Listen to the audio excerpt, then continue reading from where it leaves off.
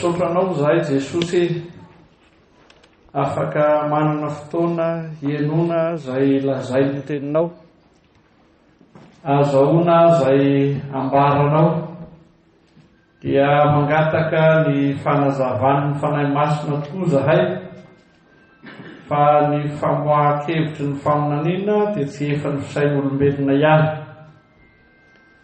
Dia mitenena amin'ny alalan'izao fampianarana zay atao eto izao, ry fanahy masin'Andriamanitra velona, misotranao tamin'ny asanao lehibe nanafihery tamin'ny fanomanana, ary misotranao amin'ny asanao lehibe manafihery amin'ny fanolorana, dia misotranao amin'ny asanao lehibe amin'ny fanamasahana an'izany eo amin'ny fiainan'ny mino tsirairay eo amin'ny fiainan'ny fiangonanao. Amin'ny anaran'i Jesosy tomponay manaovana izany vavaka izany. Amen.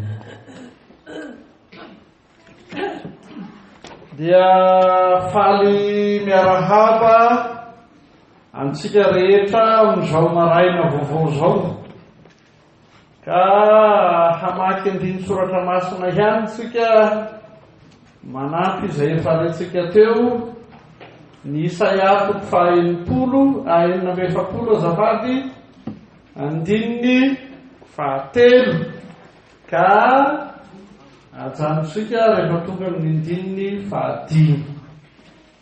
Io dia varavarana misokatra ihany andraisantsika ny fizotry ny fampianarana zay toy sy isesy hatrany tokoa. Amin'ny anaran'i Jesosy. Mienoa ry taranaky Jakoba sy izay sisa rehetra amin'ny taranaky Israely, izay no babena trany an-kibo sy nentina trany am-boka, na dia mandra-pahantotrareo aza dia tsy miova, ary mandra-pahafotsy volonareo dia izaho ihany no isahirana mitondra anareo. Izaho no nanao, ka izaho ihany no itrotro. Eny izaho mitondra sy hanafaka, hampitovianareo amin'iza moa sy amin'iza no hanoharanareo ahy, ary iza no ataonareo tahaka ahy mba hitahany amiko. Amen.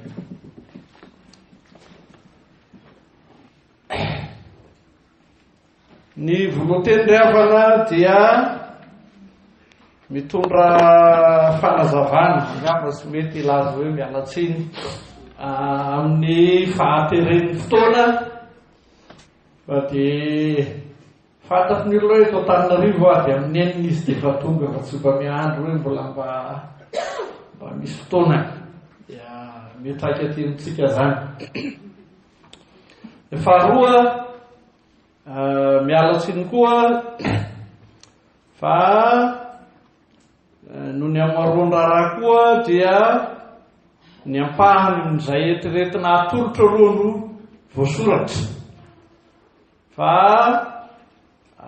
rehefa vitanay ny fampianarana ny marain'ity dia mbola angatadalana amin'ny birao fifilina ihany ray aho hoe aza tazomina manao komity afa lefasindray io mana anoizatsika azy, satria misy tokoa zay tsy maintsy mbola andrahoina vo azo atolotra.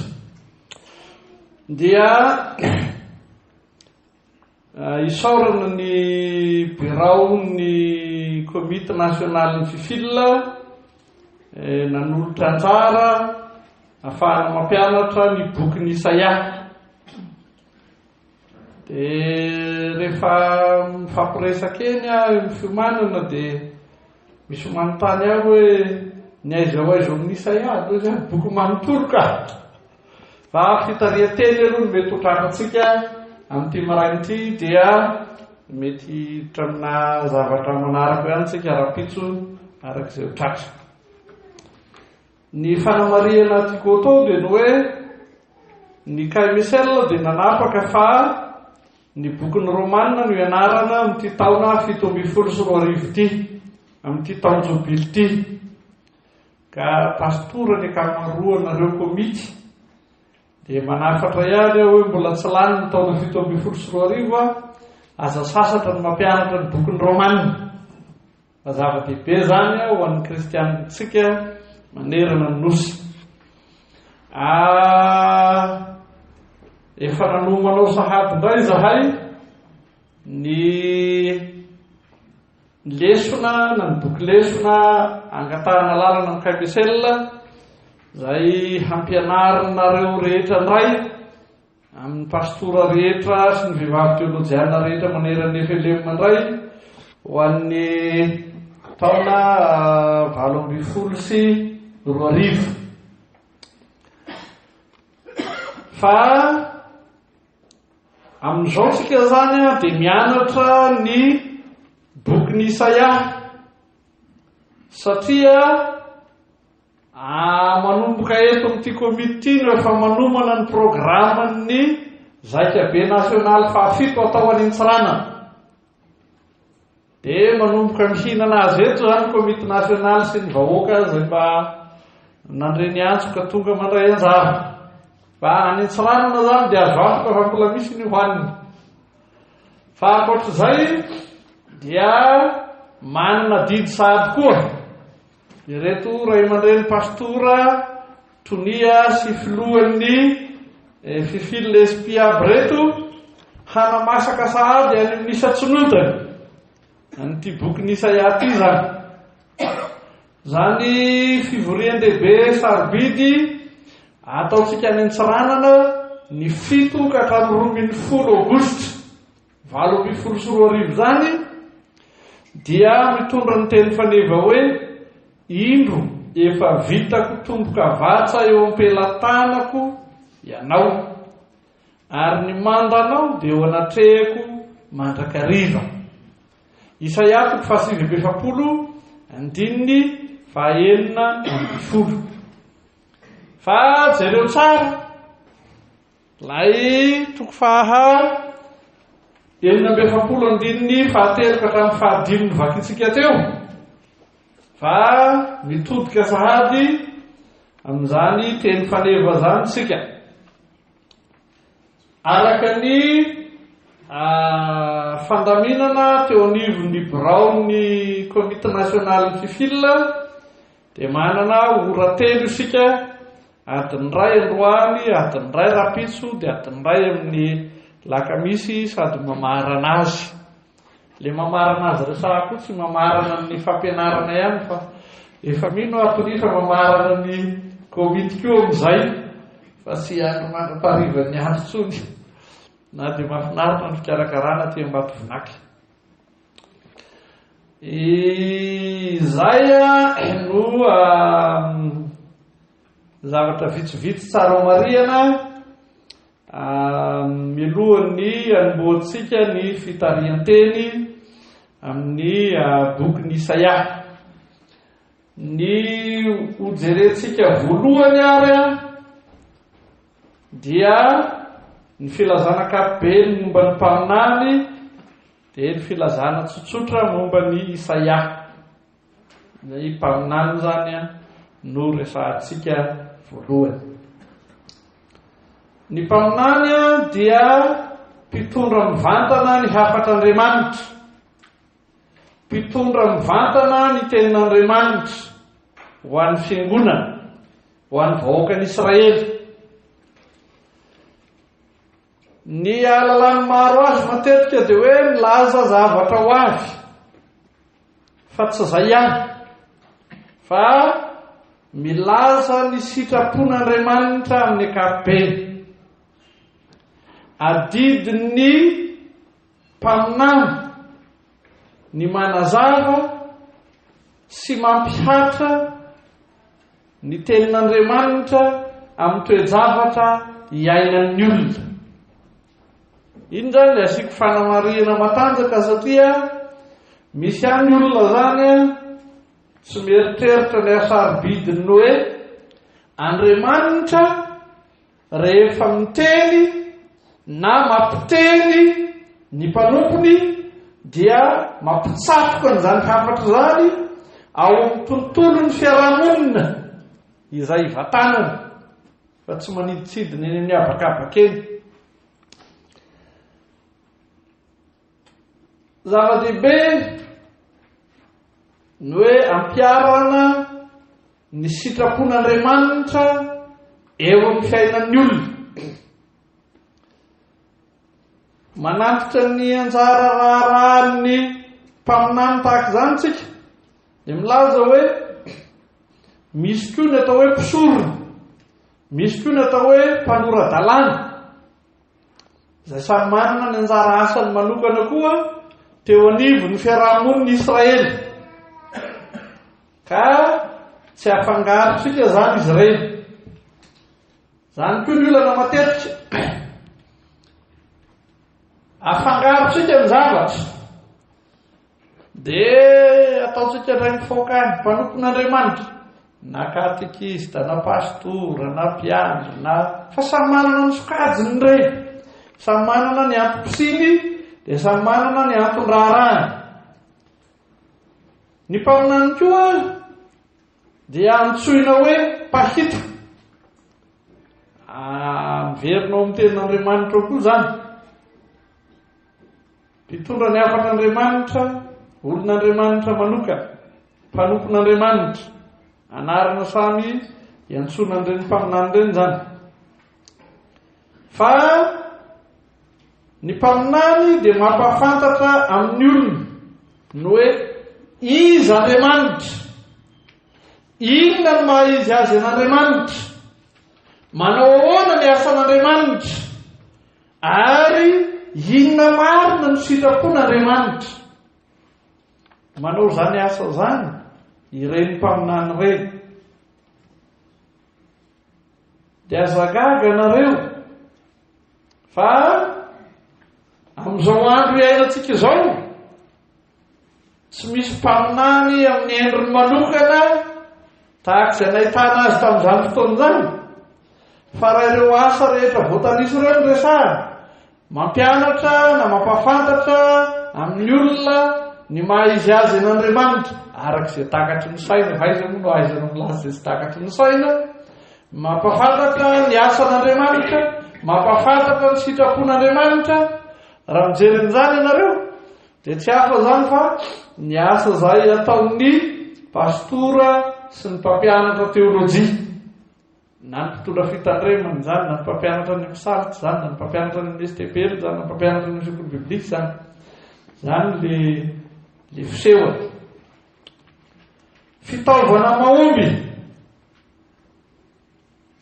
ahazoana mampahafantatra an'Andriamanitra sy ny asany ary ny sitrapony ny mpaminany. Ka dia manjary misy olona mieritreritra hoe manelanelana ny olona amin'Andriamanitra, ka tsy le ataon'ny mpisorona mitondra ny hetahetan'ny olona makany amin'Andriamanitra, fa lay ataon'ny mpaminany mitondra ny hafan'Andriamanitra makany amin'ny olona. Amin'ny andro ankehitriny izy io fa lasa ao anatin'ny olona anankiray ihany. Rehefa mandeha tozy ny olona mba hitao-bavaka izay, le adaladala ireny aza moa dia manao hoe vavao anay mpanota, efa tsy anao an'izy izay, dia ianao no ataon'izany io. Dia lasa tafatambatra amin'olona anankiray ny fitondran'ny hafatr'Andriamanitra sy ny fitondran'ny etaetan'ny olona. Fa eto izy miavaka tsara. Ny mpaminany dia manatanteraka ny asany na amin'ny alalan'ny toroteny ambava izay ataony, na amin'ny alalan'ny soratra izay atolony. Samy atafitan'ny mpaminany hafatr'Andriamanitra daholo, na izy miteny na izy manoratra. Fa akoatriny hoe miteny, manoratra, dia misy koa ny fanehoana ny faminaniana ataon'ireny mpaminany ireny amin'ny alalan'ny fiatsika. Ary misy fanehoana sombo tantara aza, ampiariariana izany asa faminaniana izany.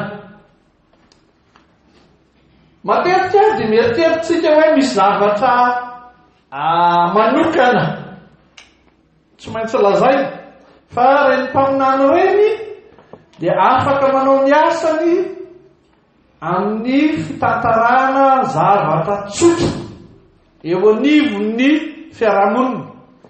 Ary na Jesosy tena ny azy dia nampiasa ny fampitodiana ny olona amin'ny zava-maniry amin'ny toetrandro mba hilazany ny hevitr'Andriamanitra. Ary dia nanao zany ireny mpaminany ireny. Anankiray amin'ireny mpaminany ireny Isaia. Ny dikan'izany anarana hoe Isaia zany dia Jehova no mpamonjy. Fiasana mahery teo an-tanan'Andriamanitra Isaia ka nitory nanambara ny famonjen'i Jehova. Zay ny zavatra lehibe teo ambava. Nanana ny lazany mihitsy ny soratra zay navelan'i Isaia, na dia tsy fantatra loatra aza ny fiainany. Araka ny hita dia laharana voalohany ao amin'ny bokin'ny faminaniana ity soratra Isaia ity, raha jerena ny baiboly Hebreo. Dia toy izany koa laharana voalohany ao amin'ilay vondrotsoratra atao hoe mpaminany lehibe ao amin'ny testamenta taloha, ny asa soratry Isaia. Aza dia sahirana anareo mihaino ahy milaza hoe vondrotsoratra, asa soratra, kanefa faminaniana ny resahana. Fa miteny amin'ny fomba fitenin'ny mpampianatra ilay aho, fa tsy miteny amin'ny fomba fitenin'ny mpaminany. Fa dia manjary mahita fitandrosana tahaka izany.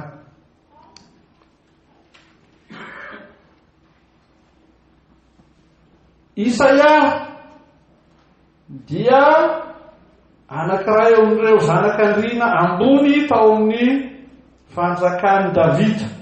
Amin'ny laharana moa zany, fa tsy amin'ilay fanjakana itenenana azy, fa amin'ilay laharana misy ny mpianakavy.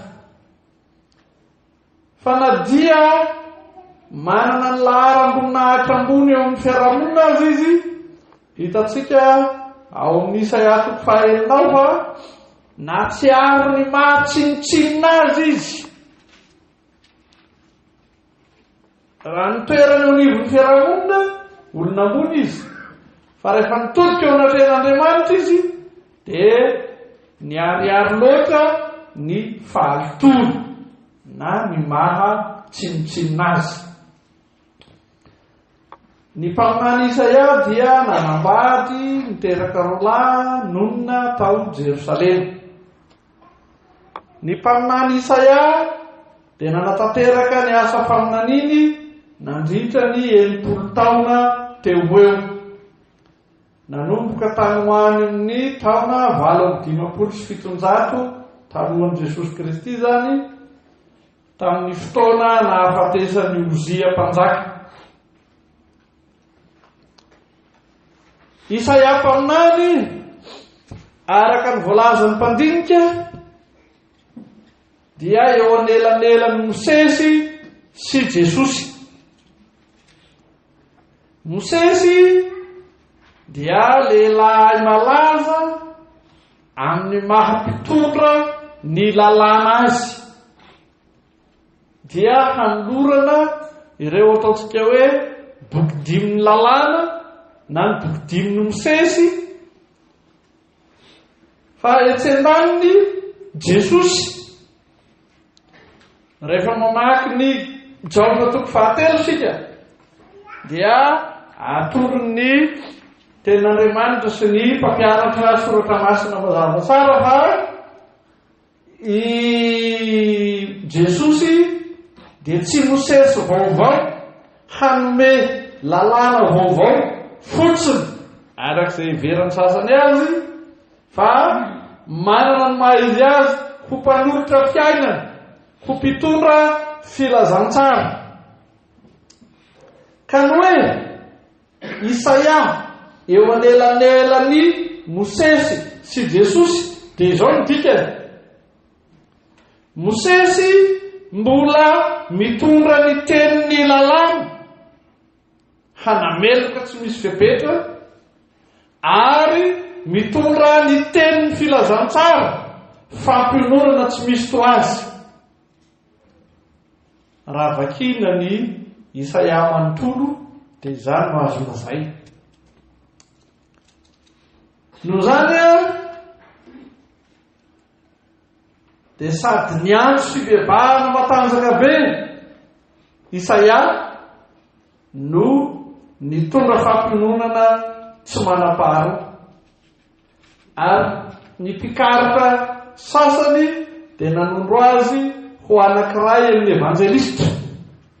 Na dia mpaminany izy dia nanondro azy ho anankiray amin'ny evanjelistra. Ary ny mpikaritra sasany dia laza fa ny soratry Mosesy dia filazantsara fahadimy. Matio, Marka, Luka, Jaona, Isaia. Zay no atao hoe filazantsara fahadimy. Manana laharana ambony sy sarobidy tahaka izany ity mpaminany Isaia ty, araka ny fijeren'ny mpandinika azy. Ho jerentsika izao rehefa avy namisavitsika hoe inona no mampiavaka ny mpaminany amin'ireo olona izay manompo an'Andriamanitra sy ny fiangonana ao anivon'ny fiangonana sy ny fiarahamonin'ireo ka anankiray amin'ireny Isaia. Dia jerevantsika vetivety zao hoe inona no tontolo manodidina ity faminaniana ity. Hojerentsika vetivety zay tontolo manodidina ny faminaniana zay. Niezaka mihitsy aho mba tsy hitondra antsiprim-panazavana araka ny fomba ny fikarohana teknika, fa miezaka mihitsy aho mba hanolotra amin'ny fahatsorany sy hahatafitana ny zavatra tiany lazaina amin'ireo atotakevitra marobe zay fikirakiran'ny teknisiana. Ny tontolo manodidina ny faminanian'i Isaia. Nizara horoa ny Israely tamin'izay fotoan'izay, ny ilany avaratra misy ny foko folo, ny ilany atsimo misy ny foko roa monja, ny any Benjaminina sy Juda zany. Ny fanjakana avaratra dia lasako babo tamin'ny taona 250 talohan'i Kristy. Ny fanjakana Juda ao atsimo dia latsaka tamin'ny fanompoatsampy lalina. Ny dikan'io dia hoe tafiditra tamin'ny fahasairanana tanteraka ny olon'Andriamanitra, miteraka fahasairanana ara-toekarena, miteraka fahasairanana ara-sosialy, miteraka fahasairanana ara-politika, miteraka fahasairanana ara-pivavahana no hoe lasako bato. Miteraka fahasairanana lehibe ara-pivavahana zay mitondra olana ara-sosialy, mitondra olana ara-toekarena no hoe latsaka lalina tamin'ny fanompoatsampy.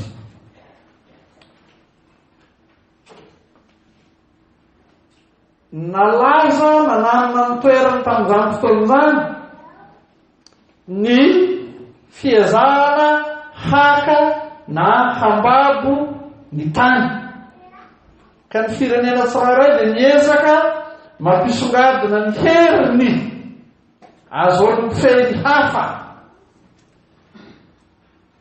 Tamin'ny fotoana io zany ny Asirianina dia nanitaka fatratra ny fanjakana, ka ny Asiriana no nahazo voalohany an'iny Israely avaratra iny ny taona 2,700 alohan'i Jesosy ho isika.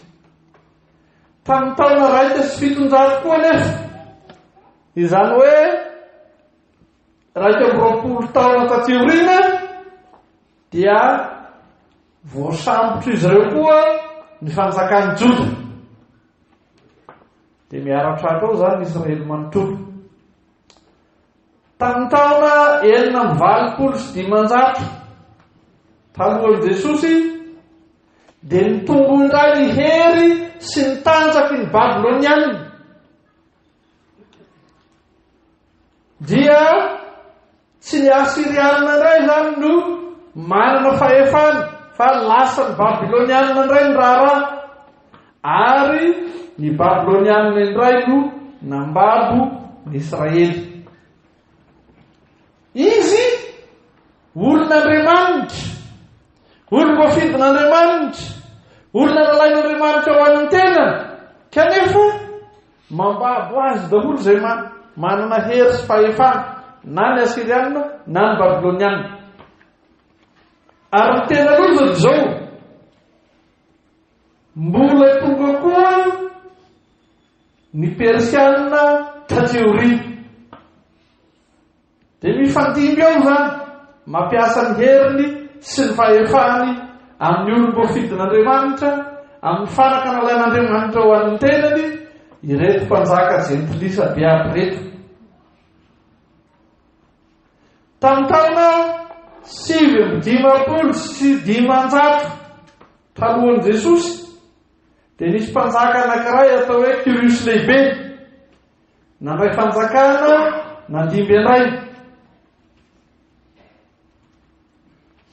Tamin'ny taona 7,500 talohan'i Jesosy, dia nifehy ny Mediteraniana manontolo na ny Azia voany ankehitriny izy.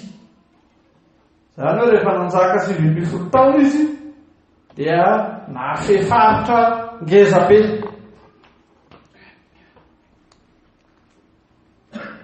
Ary isan'ny babony koa ny Babylonianina tamin'ny taona 7,500.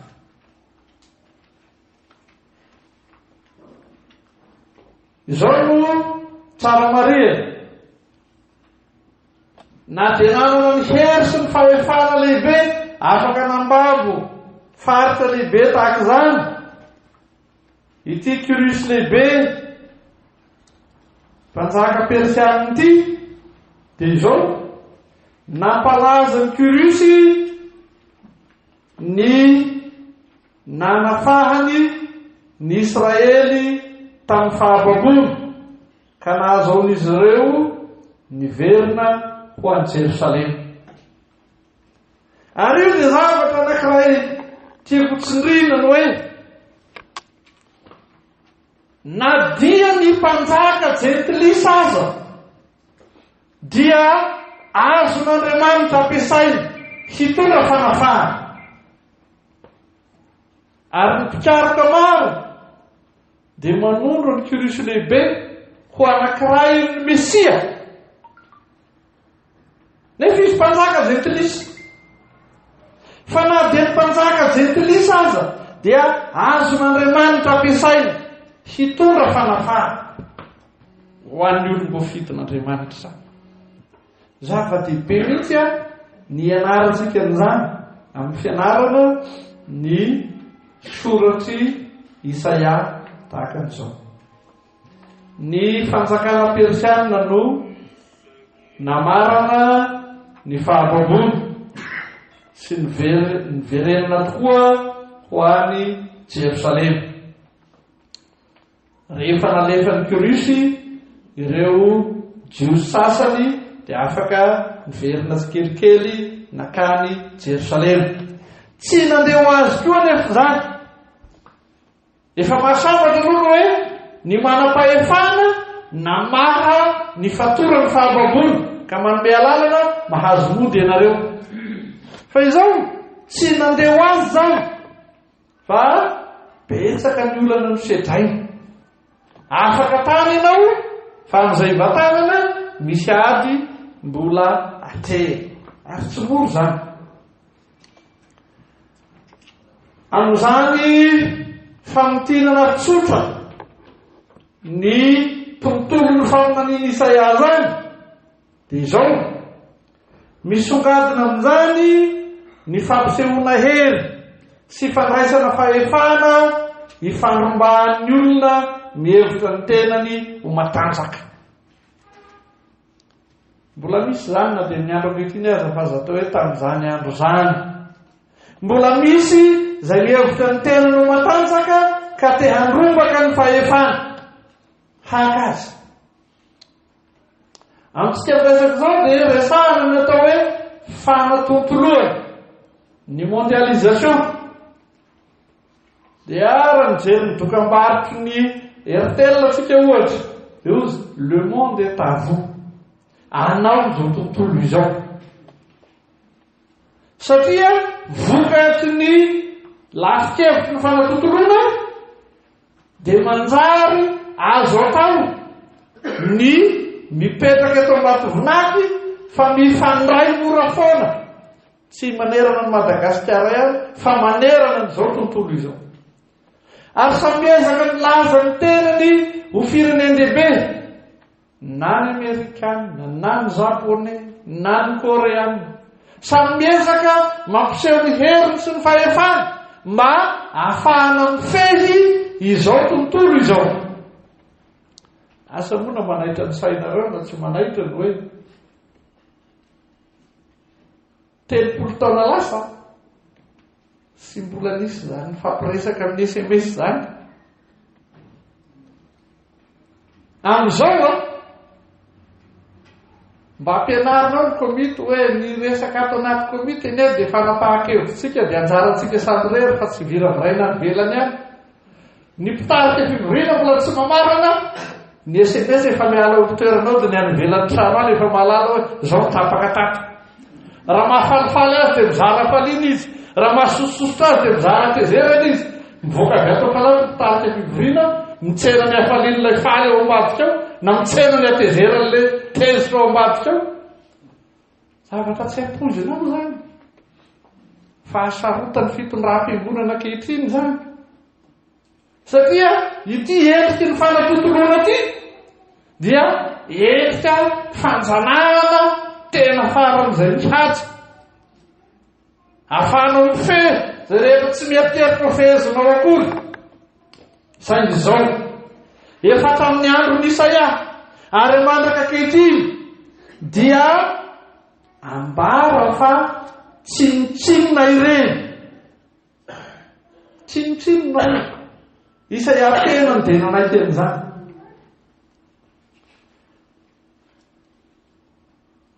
Tsinotsinona ny hery sy fahefana aderadera eo anaten'Andriamanitra. Tsinotsinona satria eo imasin'Andriamanitra dia tsy hafa fa fahalovana ireny, fahalovana.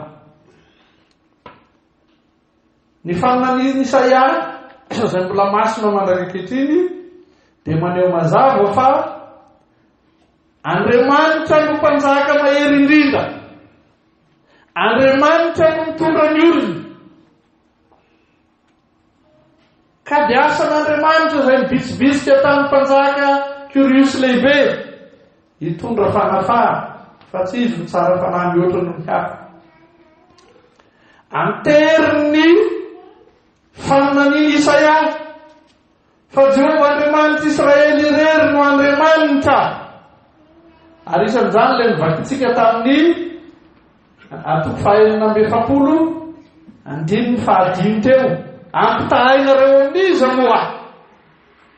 Raha toy izantsika ny 5:9 dia izy hoe ny volamena dia atsonika dia bataina vao mietsika, reny nefa nataonareo Andriamanitra, reny nefa nampitahainareo amiko.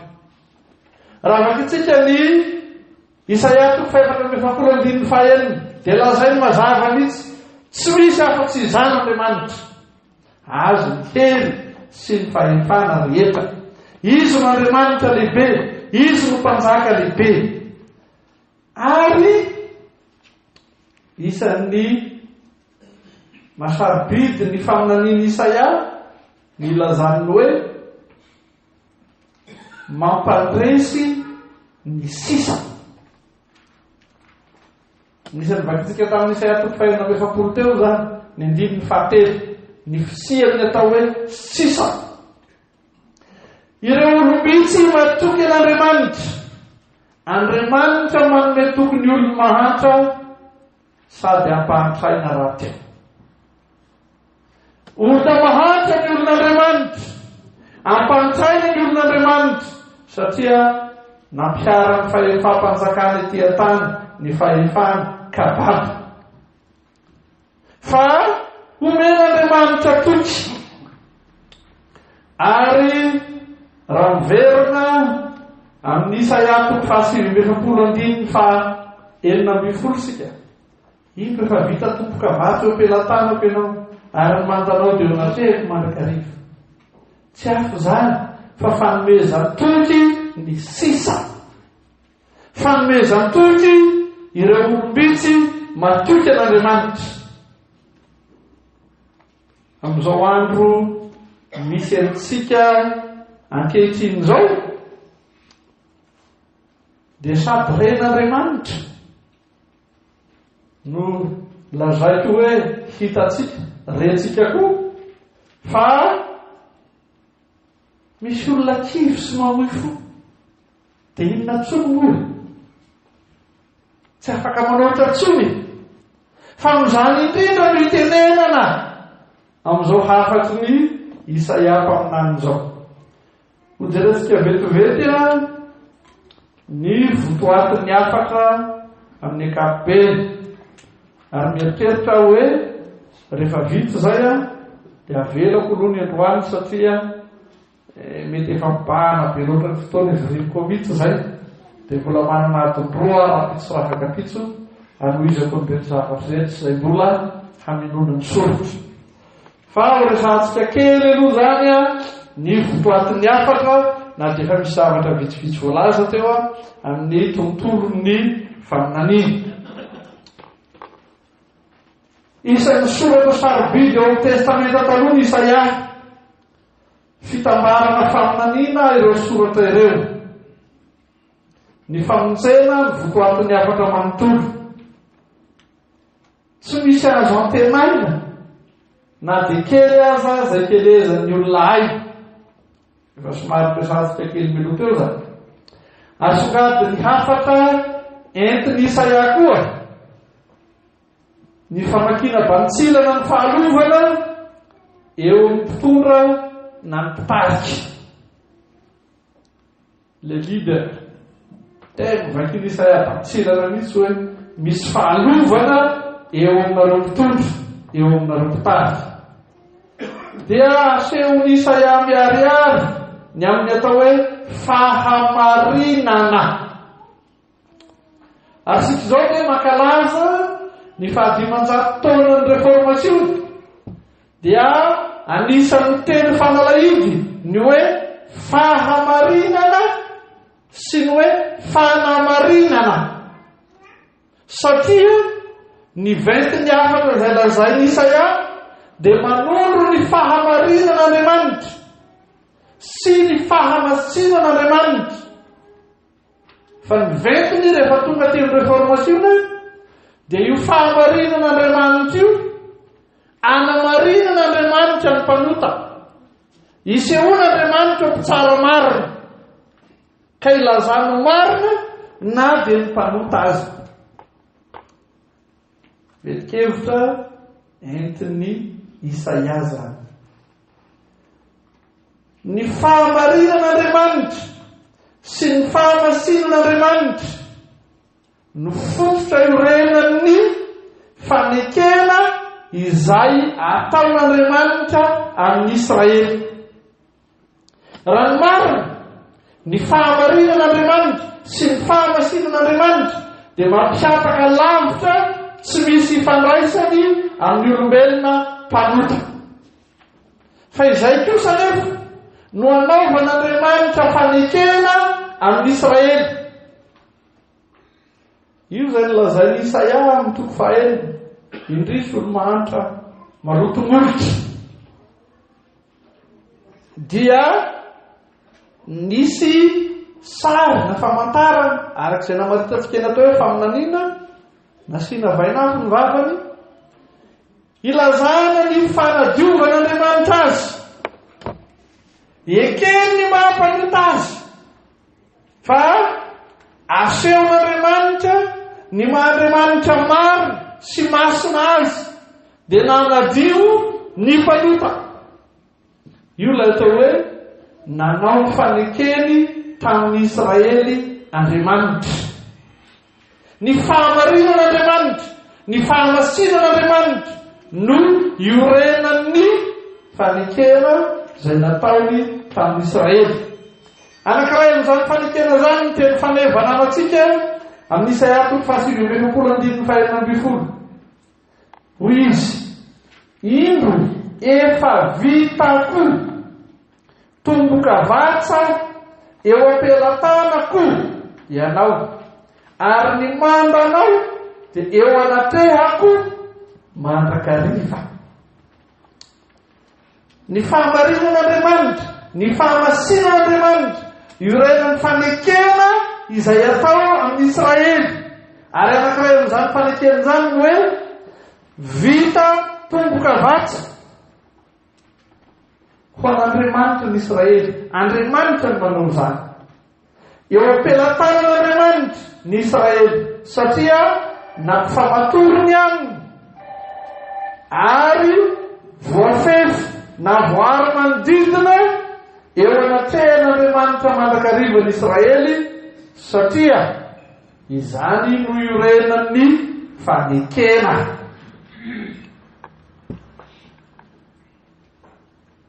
Tsy afen'ny Isaia fa ho an'izay manamafo dia mitory sy manambara fanameloana mahatsiravina izy. Iny ilay andrazazika tany aloha Mosesy mitondra ny lalàna. Ary amin'ity faminaniana ity dia betsaka ny fanambarana handravana ny Israely, handravana ny Juda, handravana ny Jerusalema, handravana ireo firenena jentilisa marobe, ny ota, ny fireriana, ny fizahazahoana, ny fahalovana, zany no takana ho an'ireo sisa, ireo olombitsy matoky an'Andriamanitra dia sandratra ho avy tokoa amin'ny alalan'ny teny fampanantenana, teny fampinoana, amin'ny alalan'ny fanirahana ny Mesia, amin'ny alalan'ny fanirahana ilay Ebed Yahve na ilay mpanompon'i Jehova.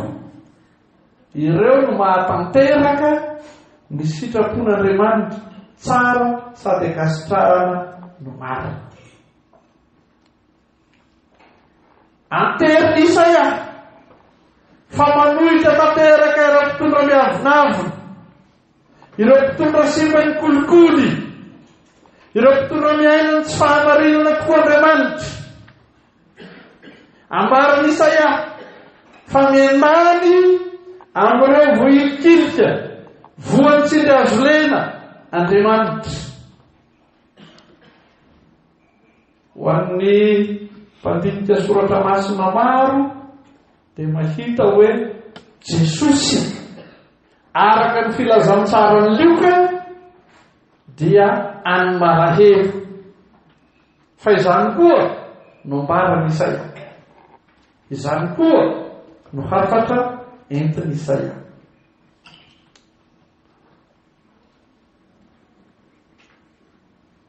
Manrava zay mihevitra ho manana fahefan'Andriamanitra,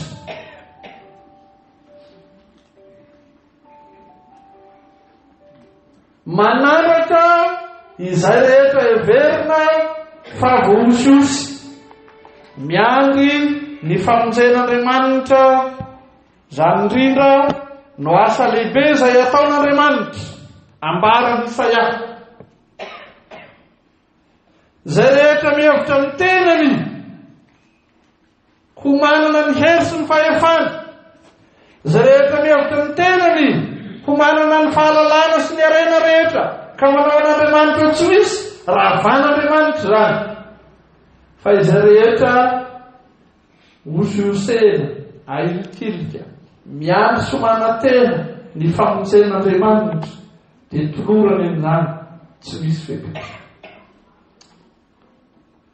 Ny Isaia 4 resatsika misy rapitso zany no mampisongadina ny sitrapon'Andriamanitra manangana ny Jerosalema ho foibe ny fanjakan'ny Mesia. Ity Mesia ity manapotika ny herin'ny fahavalo ao Jerosalema ny foibe. Fa amin'izay notanisaitsika teo ny Babilonianina dia fahavalo lehibe. Fa ny rahan'Andriamanitra Kirusy hanafaka ny Israely. Tsy vitsy koa ny olona ampahorian'ny fanandevozan'ny ota. Fa i rahan'Andriamanitra Jesosy hanafaka izay rehetra no andevozin'ny ota. Kirusy mpanjaka no tondroina ho Mesia araka ny soratry Isaia. Fa amin'ny fahatanterahany fanjakan'Andriamanitra, raha mijery ny filazantsarany Matio tsika, raha mamaky ny filazantsarany Marika tsika, dia anoroana mazava an Jesosy ho ilay mpanjaka lehibe izany. Sarobidy amin'ity afaty ny fiverenana ho any Jerosalema. Sarobidy amin'ity hafatra entin'ny Isaia ty ny fodiana avy amin'ny fanandevozana, ka dia tsaroana eto ny fisian'ny fanandevozana tany Egypta sy ny fanomezana azy ireo ny tany Kanana, ny fampodiana avy amin'ny Babilônia sy ny famerenana azy ireo any Jerosalema. Sary roa lehibe misy itovizany zany, fa misy fahasamihafany koa. Sangy mialohan'ny idirantsika amin'izay fitovinana fahasamihafany zany dia miala avy amin'ny fahababoly na avy any Egypta ho any Kanana na avy any Babilônia ho any Jerosalema zany, dia tsara aloha no milaza. Fa ny fahatanterahany zany dia ny fiverenan'ny mpanota no ny herin'ny fanamasina ho ao amin'ny fanjakan'Andriamanitra velona ety an-tany sy any an-danitra. Tsy hafa zany fa fiainana ny fiainam-pifoaza, fahavelomana ao amin'ny fiainam-pifoaza. Ny dia miala ny Egypta ho any Kanana, ny dia miala ny Babilônia ho any Jerosalema, dia tsy hafa fa ny dian'ny mpanota miala ao ambany vahoan'ny Satana amin'izay tarehiny fanamasina azy fiaina ny fiainam-piadanana ao Jesosy, fiainam-pifoazana zany. Toy izao no fampitahana tsotra zay niniantsika asongadana.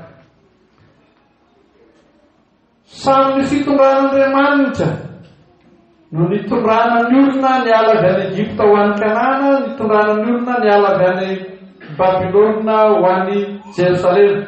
Saingy ny fialana tany Egypta dia fialana tamin'ny fantosira, fa ny fialana avy any Babilônia dia fialana amin'ny fiadanana. Engaviko ianareo mba hisy io manamaky an'ireto andinin-tsoratra masiny reto ampiariariana izany dia miala avy amin'ny fahababona makany amin'ny tany tondrodrono sy tantely izany, na miala avy amin'ny fahababona ho any amin'ny paradisy zany. ny dian'ny mpalota entiny fanamasina miala avy amin'ny fanompoana ny satana sy nyzao tontolo izao ary ny nofo mizotra makano ny fanompoana any Jesosy sy ny fiangonana. Exodosy toko 12:1-12. Misy anankiray mba mamaky an'io. Exodosy toko 12:1-12. Dia misy anankiray mamaky ny Deutéronomia toko 12:7. Deutéronomia toko 12:7. Dia misy anankiray farany mamaky ny Isaia toko 12:12. Isaia toko 12:12. Iza nahita ny Exodosy toko 12:1-12. Ino micro.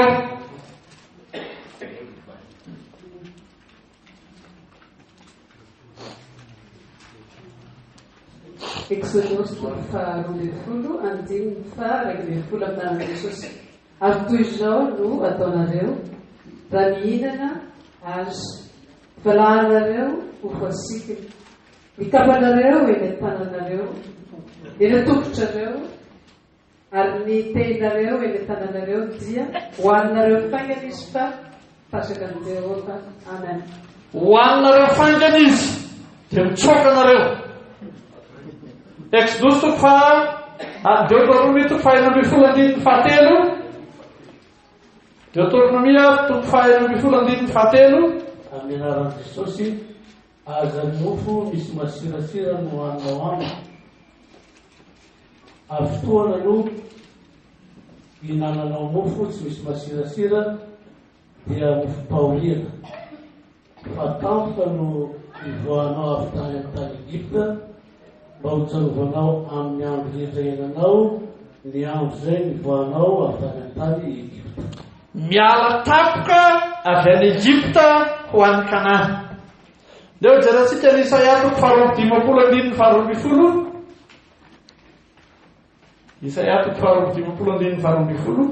Amin'ny anaran'i Jesosy, fa tsy tampoka no fivoahanareo ary tsy losoka no handehananareo, fa Jehova no hitarika anareo eo aloha ary Andriamanitry ny Israely no vodilananareo. Amen. Tsy tampoka, tsy losoka, mandeha amin'ny fiadana. Samy Andriamanitra no tonga azy miala avy amin'ny fahababoana tany Egypta ho any Kanana, avy amin'ny fahababoana tany Babilôna ho any Jerosalema, fa ny ray tampoka mandositra, ny ray mizotra fiadanana. Tsy tampoka, tsy losotra, mandeha amin'ny fiadanana. Zava-dehibe zany. Faharoa, avy any Egypta ho any Kanana dia namaky tany efitra lehibe sady maina. Eo anelanelan'ny Egypta sy Kanana misy tany efitra lehibe sady maina. 40 taona tsy maintsy namakivaky zany ny Israely. Israely namaky ny Deutéronomia toko 9:5. Deutéronomia toko 9:5. Israely namaky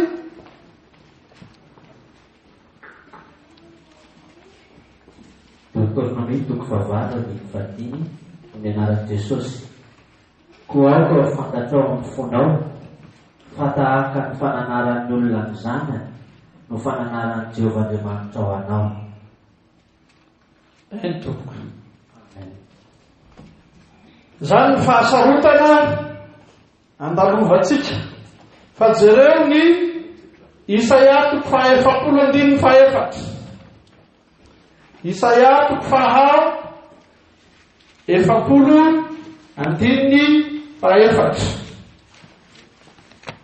Zareo mamaky an'izay. Amin'ny anaran'i Jesosy, aoka hasandratra ny loasa rehetra, aoka ahety ny tendrombohitra sy ny avoana rehetra, aoka ny be avoana ho tonga lembalemba, ary ny tany sarodalana ho tonga lemaka. Amen. Jereo ny fahasamihafana miala avy any Egypta makany Kanana, nitoranan'ny Israely tany efitra lehibe. Fahasairanana tsy misy toazy.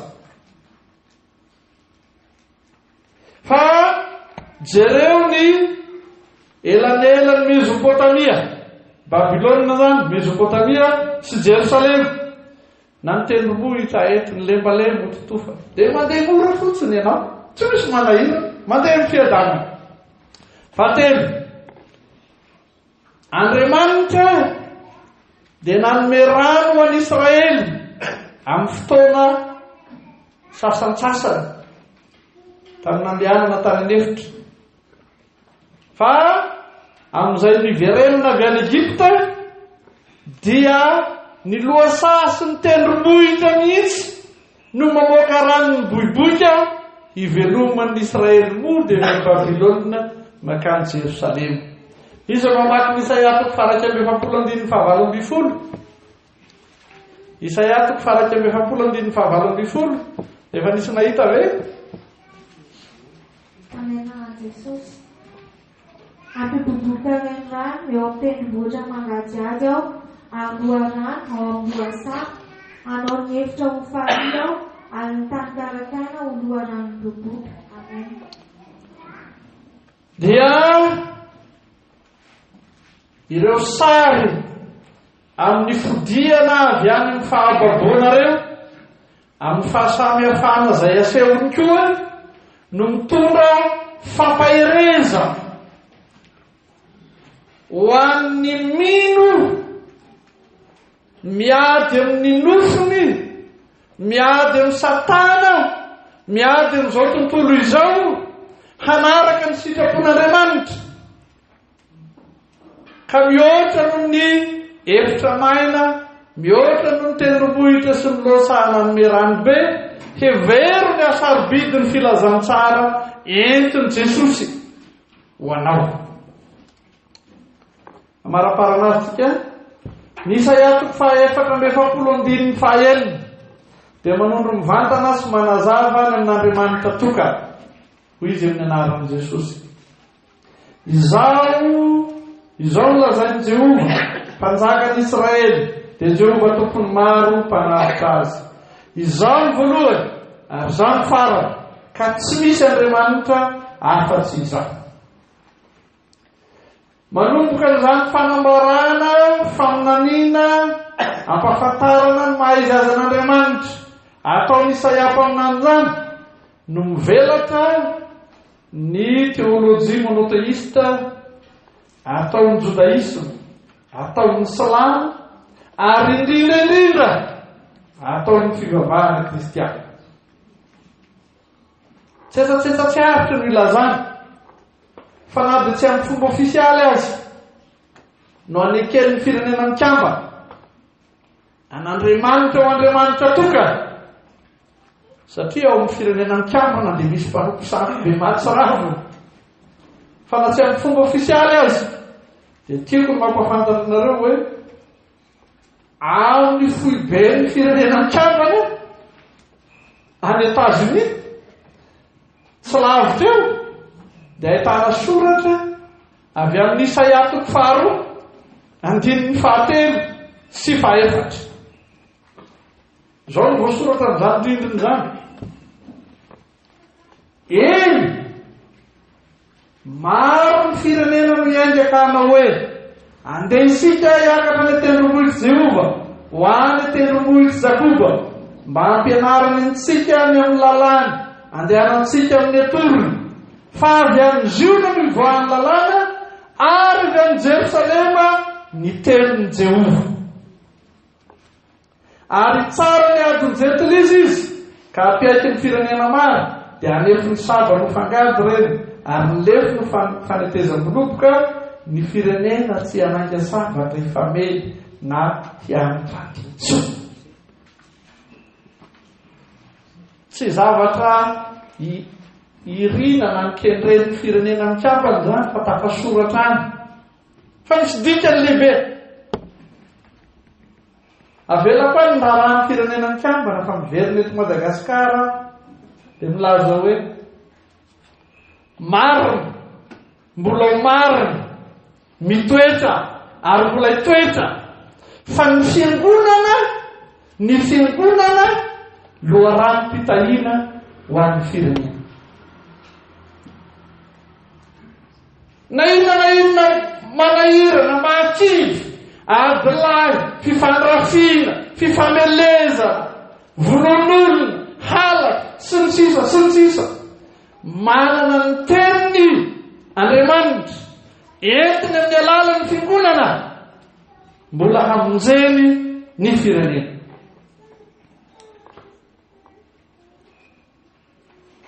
La zavatra lehibe zany ary fieritreretana lalina ho antsika fifoaza, ho antsika zanaky ny teny fikasana.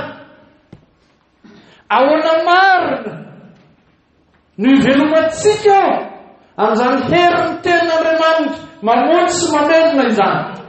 Ahoana marina no itorantsika izany fahavelomana nomenantsika manokana ilay sisa zanaky ny teny fikasana.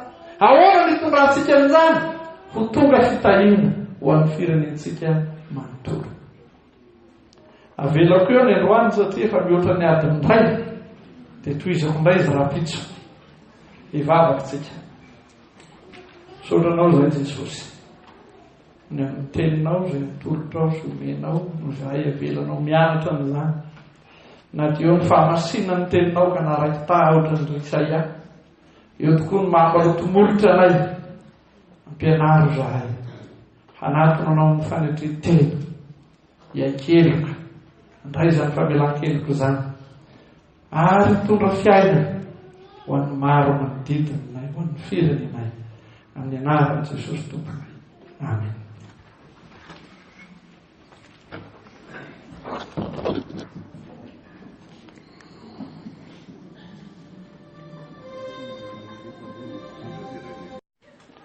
Mbola lavaka sotranao izay Jesosy noho ny amin'ny maraina sy ny teny izay hitanao anay izao. Angataka aminao izay fanamasina mba sokafo ny fonay ary miasa ao anatinay, andraisanay ny fanomezan'ny toky avy aminao, ny fampahirezana avy aminao, ny fampionona nataonao, mba tonga anay hitodika handray ny feonao rery, handray ny asanay ho anay.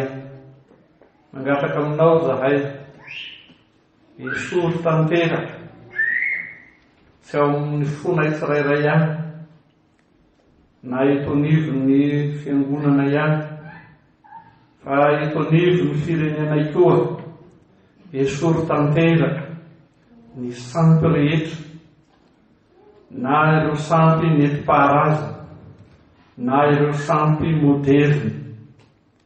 Sotranao zahay fa efa niasa tamin'ireo ray aman-dreny nitarika ny fifoazana ianao, tamin'ireny Dr. Jofery niady tamin'ny sampy taty Antananarivo.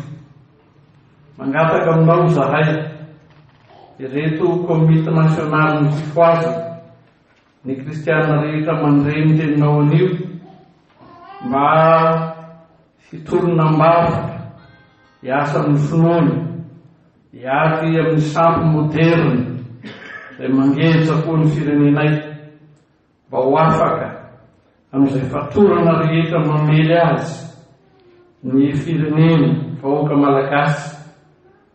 Fa tena novidinao Andriamanitra ho anao, nalainao amin'ny tenanao koa zahay, dia mba hanio ny herinao tahaka izay nanjerana ny tananao ny asa na afaka ny Israely. Eny nanomezanao ny Kirisy, nandrava ny sampy ary nanafaka tamin'ny fatorany fahababorona. Vonjeo ny firenenay, vonjeo zahay amin'ny anaran'i Jesosy Tomponay. Amen.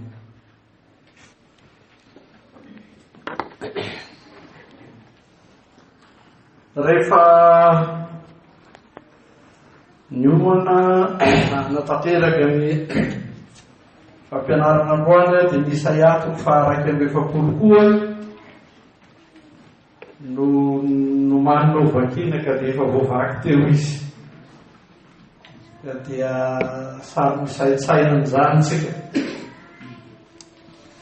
miaraba antsika rehetra ray tafahoana somatsara amity andro faharoa ny fampianarana ho andro fahatelo raha ny fivorian'ny komite nasionalin'ny fifililatino resahana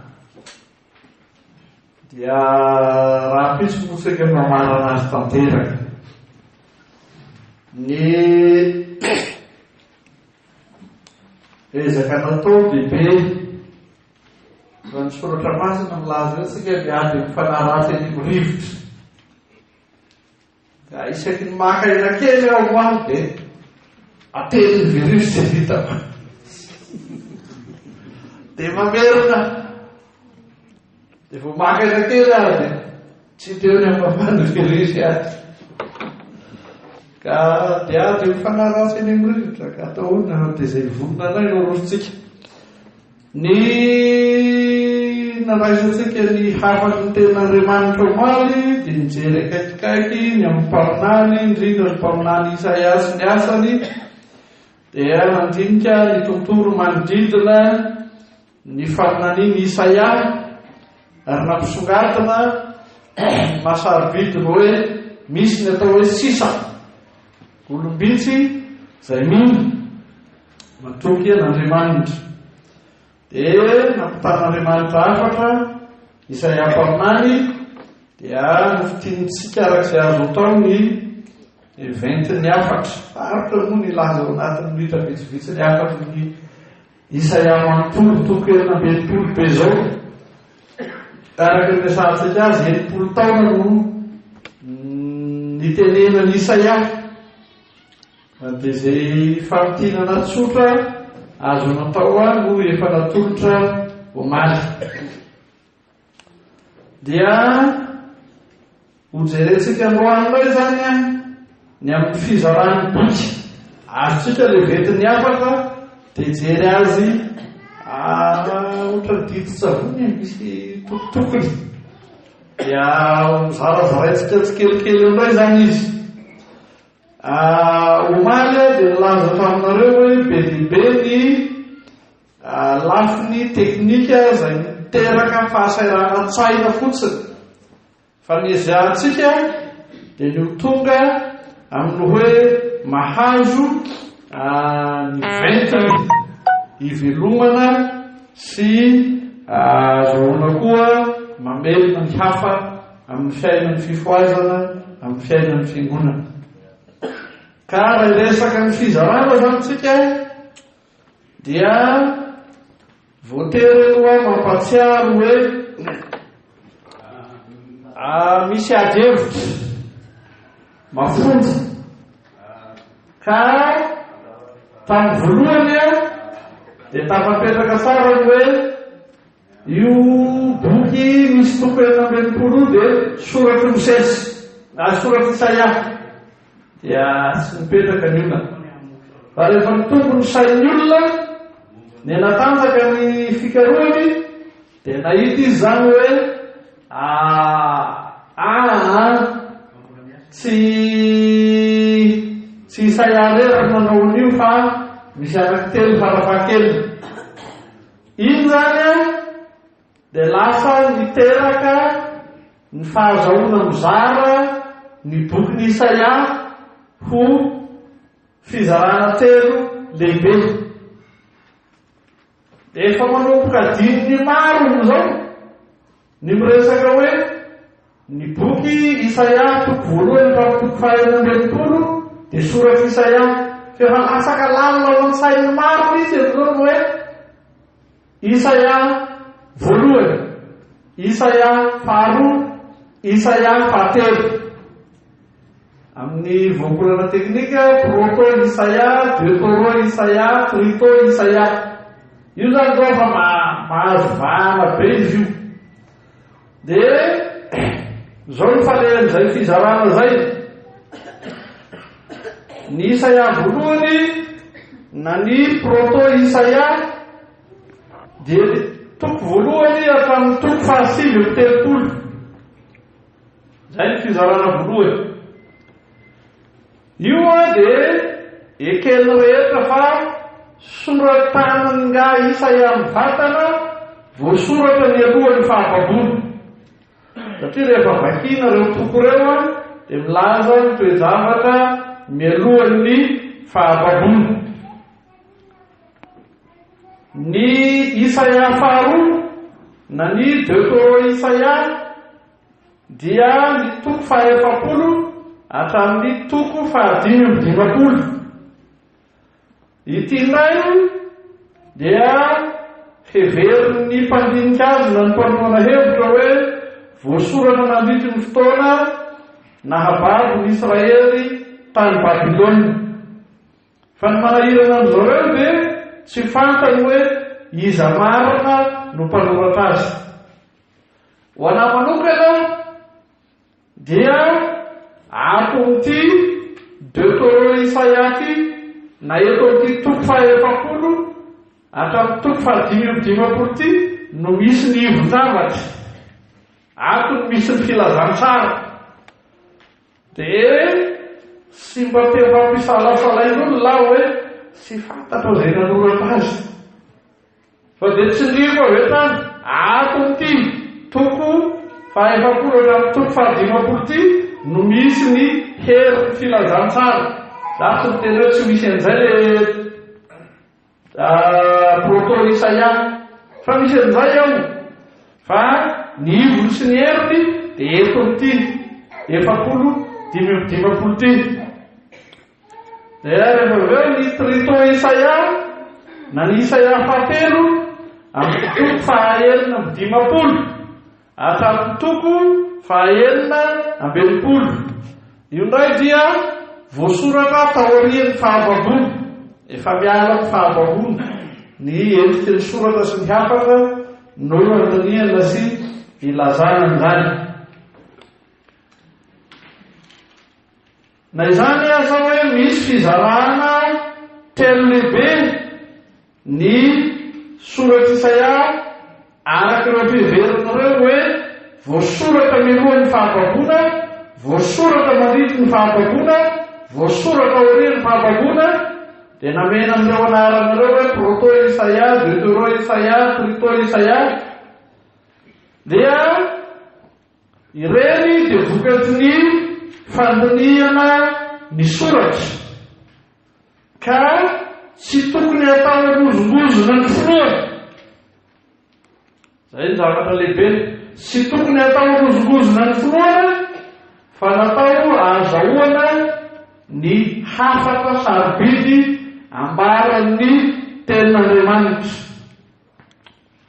Eto azany dia mihoatra kely amin'izay tokony ho lazaiko amin'ny fampianarana ny Isaia, fa mitondra fanazavana fanampiny amin'ny lazako hoe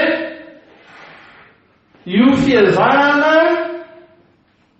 mikirakira ny soratra ka mampiasa azy ho toy ny siansa fotsiny io no mitera-doza ankehitriny. Ary iny no varavarana misokatra makany ny fanikana diso na vilana rehetra. Aka ohatra anankiray aho zay rehefa koa eo pelikely hiala ny Isaia. Raha makitsika ny Genesis toko faharoa andiny fahavalo ambin'ny folo. Aizanareo raha maky kely an'izay aloha fa dia lasa tsy anjerik'olo izy dia maika mandiso nefa diso fahafanony olona eto tsika. Genesis toko faharoa andiny fahavalo ambin'ny folo. Isan'ny mahita maky kely azy vetivety, iny misy tanana mitsangana. Amin'ny anaran'i Jesosy, ary Jehovah-Andriamanitra nanao hoe tsy tsara raha irera lehilahy dia anaovako vady sasa ho azy izy. Miainga amin'ny fanazavana ny fomba fikirakirana nahatonga amin'ireo hoe Isaia voalohany, Isaia faharoa, Isaia fahatelo no mivoaka kely dia lasa manazava ny hoe io Genesis toko faharoa andiny fahavalo ambin'ny folo zao. Raha ho an'ny olona mpikirakira azy manozongozona ny finoana, na nafarako anareo teo hoe aza mamaky an'io amin'ny fomba fanozongozonana finoana dia izao ny fanao zalafanao azy ny fanozobozonana foa io hoe tsy tsara raha irery raha lehilahy io rehefa zareo ny manao azy dia dikany tahaka izao aloha tsy tsara raha irery ny olombelona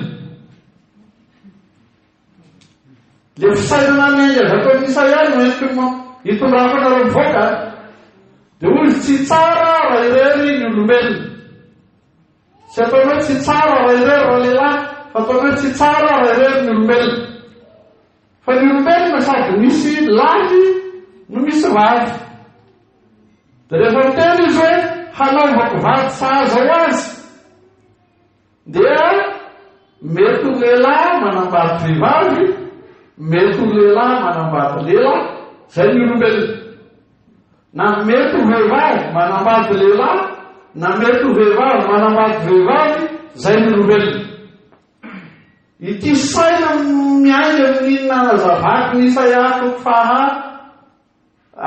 ny Isaia voalohany faharoa fahatelo ity angalako ohatra ny velany mihitsy ahitanareo azy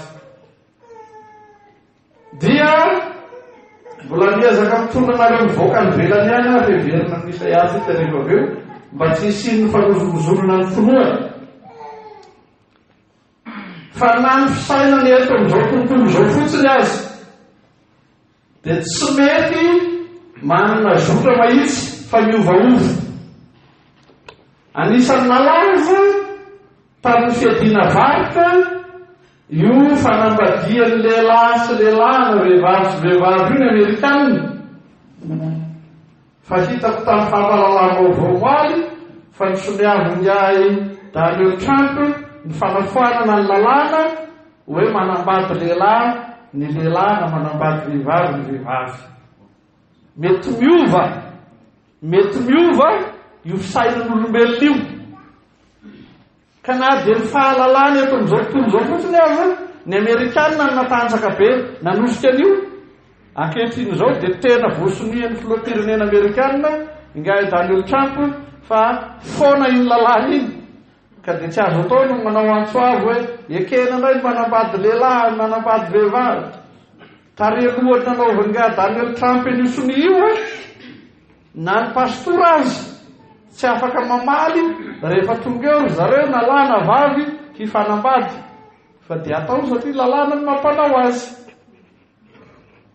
fa ny loza dia izao hitako tamin'ny fahampalalana koa fa ny Australianina zao dia niorakoraka mihitsy sy nanaiky tamin'ny isa 390 ny hanambadian'ny lehilahy ny lehilahy sy hanambadian'ny vehivavy ny vehivavy dia 730 sisa mba nanohitra efa midina zany ny hafatra lazaiko eto miverina ato amin'izay tsika aza manaiky ozongozonina ny finoana aza manaiky an'izany atao zay azahoana ny hevitry ny ten'Andriamanitra marina dia miazona an'izany tsika na inona fanazavana maro samihafa zay mitranga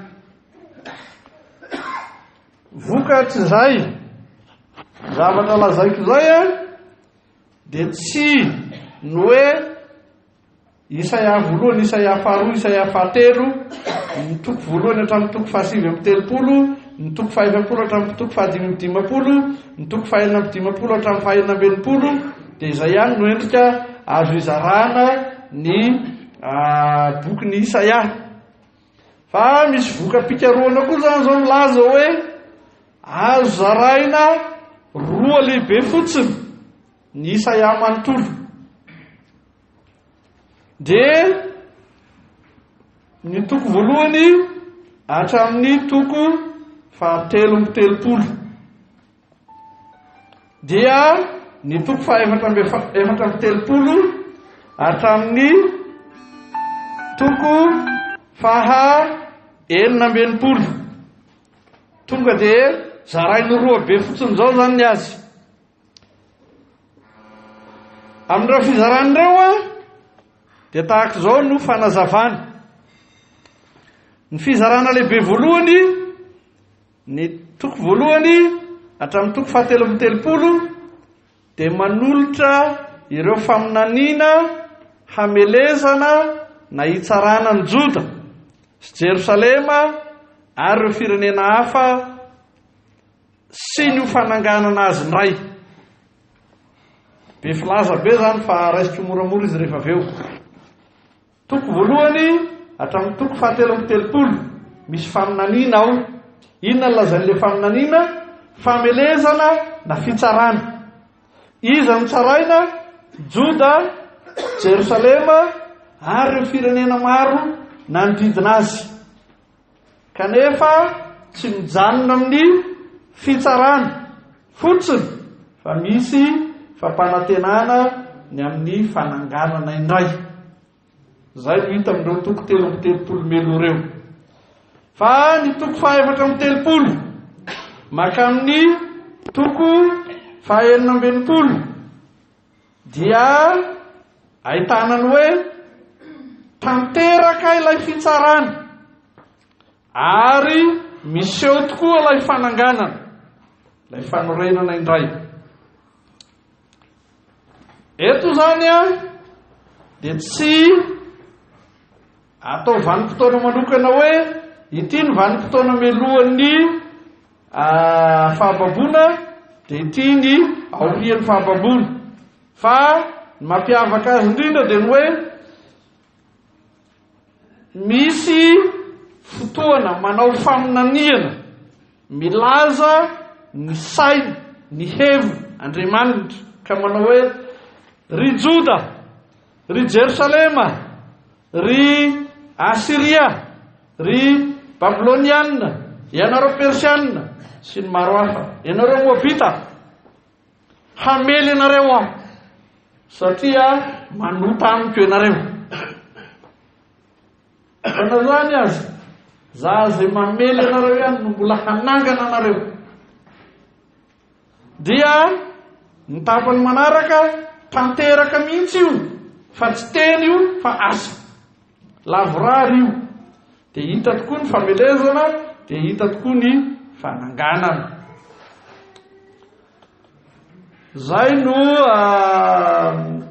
azo mitinina koa ny fizarana azy raha zaraina roa lehibe izy.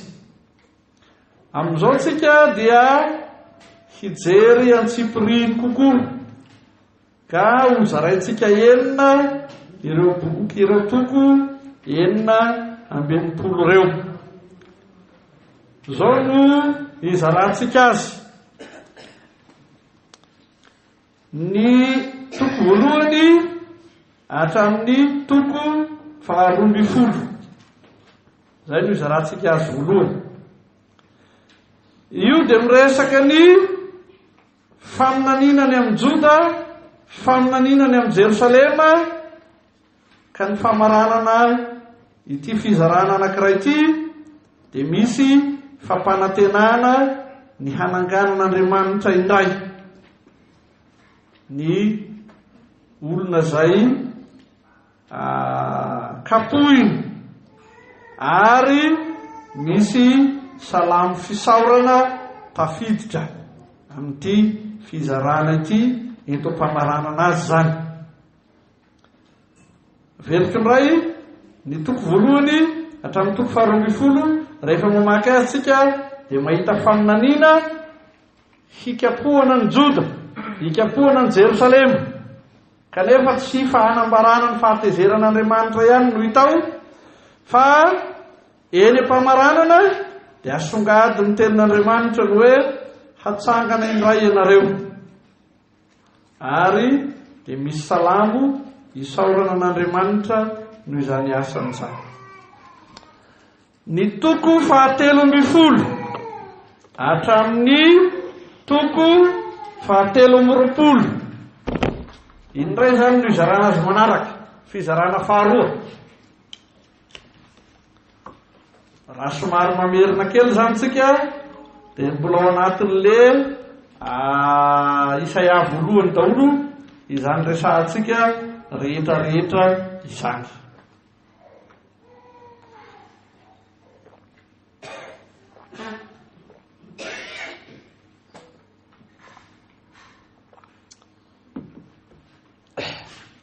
Telo ambin'ny folo hatramin'ny 320. Ity indray dia fitsarana sy famonjena ireo firenena manodidina any Joda sy Jerosalema. Rehefa vita tamin'ilay fizarana voalohany teo zany ny fitsarana ny Joda sy Jerosalema, dia anjaran'ny firenena manodidina azy no iaran'ny fitsaran'Andriamanitra amin'ny toko 17 hatramin'ny toko 120. Fa na dia ny firenena jentilisa koa azy, izay iaran'ny fahatezeran'Andriamanitra noho ny fahotany, dia mbola eken'Andriamanitra koa ny hamonjy azy. Iny ny zavatra lehibe iny.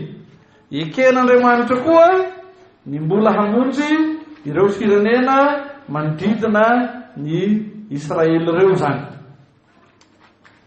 Toko 420 hatramin'ny toko 720 dia azadiny fa mbola ao anatin'ilay Isaia voalohany daholo zany. Na amin'ilay endrika anankiray faharoa lazantsika azy aza, dia mbola ao anatin'ilay fitsarana daholo tsika zany amin'izao. Zao ndray ny lazainy ao. Mitsara izao tontolo izao Jehova Andriamanitra, fa ny fikendreny dia ny hamonjy ny Israely olona.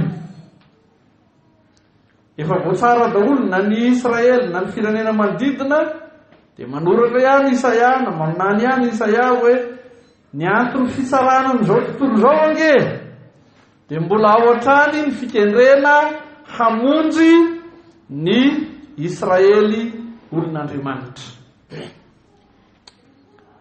Zany dia mampatsiaro antsika hitodika amin'izay lazain'ny Romanina, indrindra ny Romanina toko 7, toko 10, toko 110. Eo dia eo ny fitiavan'Andriamanitra ny Israely, tena eo. Fa nitodika nakany amin'ny jentilisa koa izy. Fa na dia nitodika amin'ny jentilisa izy, dia tsy adinon'Andriamanitra mihitsy ny Israely olona. Zay ty Isaia toko 420, 520, 720 ty. Io zany dia mampatsiaro anareo ny Romanina 7:10. Dia fizarana 4 lehibe aton'ity fitsinjarana nataontsika ity, dia ny toko 920 hatramin'ny toko 530. Raha jerena dia mbola le proto Isaia zany. Raha jerena dia efa mamarana ilay fitsarana araky ny voalaza teo izy, dia hiditra zavatra hafa mihitsy indray izy zany rehefa avy eo. Ity dia fananarana ny Israely hoe aoka ianareo tsy hifandraindray amin'ny Egypta. Fa pahatsiarovany zany. Fa ianareo reo dia efa babo tany Egypta taloha. Raha lazaina amin'ny fomba hafa zany dia hoe aza miverimberina amin'ny fahotana. Efa namatoka anareo zany, efa noafahana anareo. Nahoana no manaiky miverina amin'izany ota izany indray.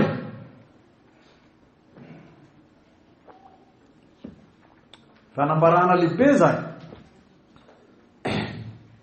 Dia misy ao faminaniana momba ny Edoma, ary fanambarana ny amin'ny hividianana ny Israely na ny fanavotana ny Israely. Ity dia mampatsiaro indrindra ny Romanina toko 10. Ity teolojian'ny fanavotana izay resahana amin'ny Isaia toko 9:20 hatramin'ny toko 5:30 ity. Ny fizarana 5 dia ny toko 9:30 hatramin'ny toko 7:30. Zany hoe eo ny faranan'ilay proto Isaia na ny Isaia voalohany zany. Fa le fizarana anankiray nataontsika teo, le nijanona teo amin'ny 3:30 dia tsy mahagaga, satria ity 4:30 hatramin'ny 7:30 ity dia tena miafaka. Tsy naman'ilay fizarana toko voalohany makeo amin'ny 3:30 na 5:30 tsy maninona, samy mbola ahitana fitsarana ihany izy ireo, no tsy naman'ilay fizarana farany ao.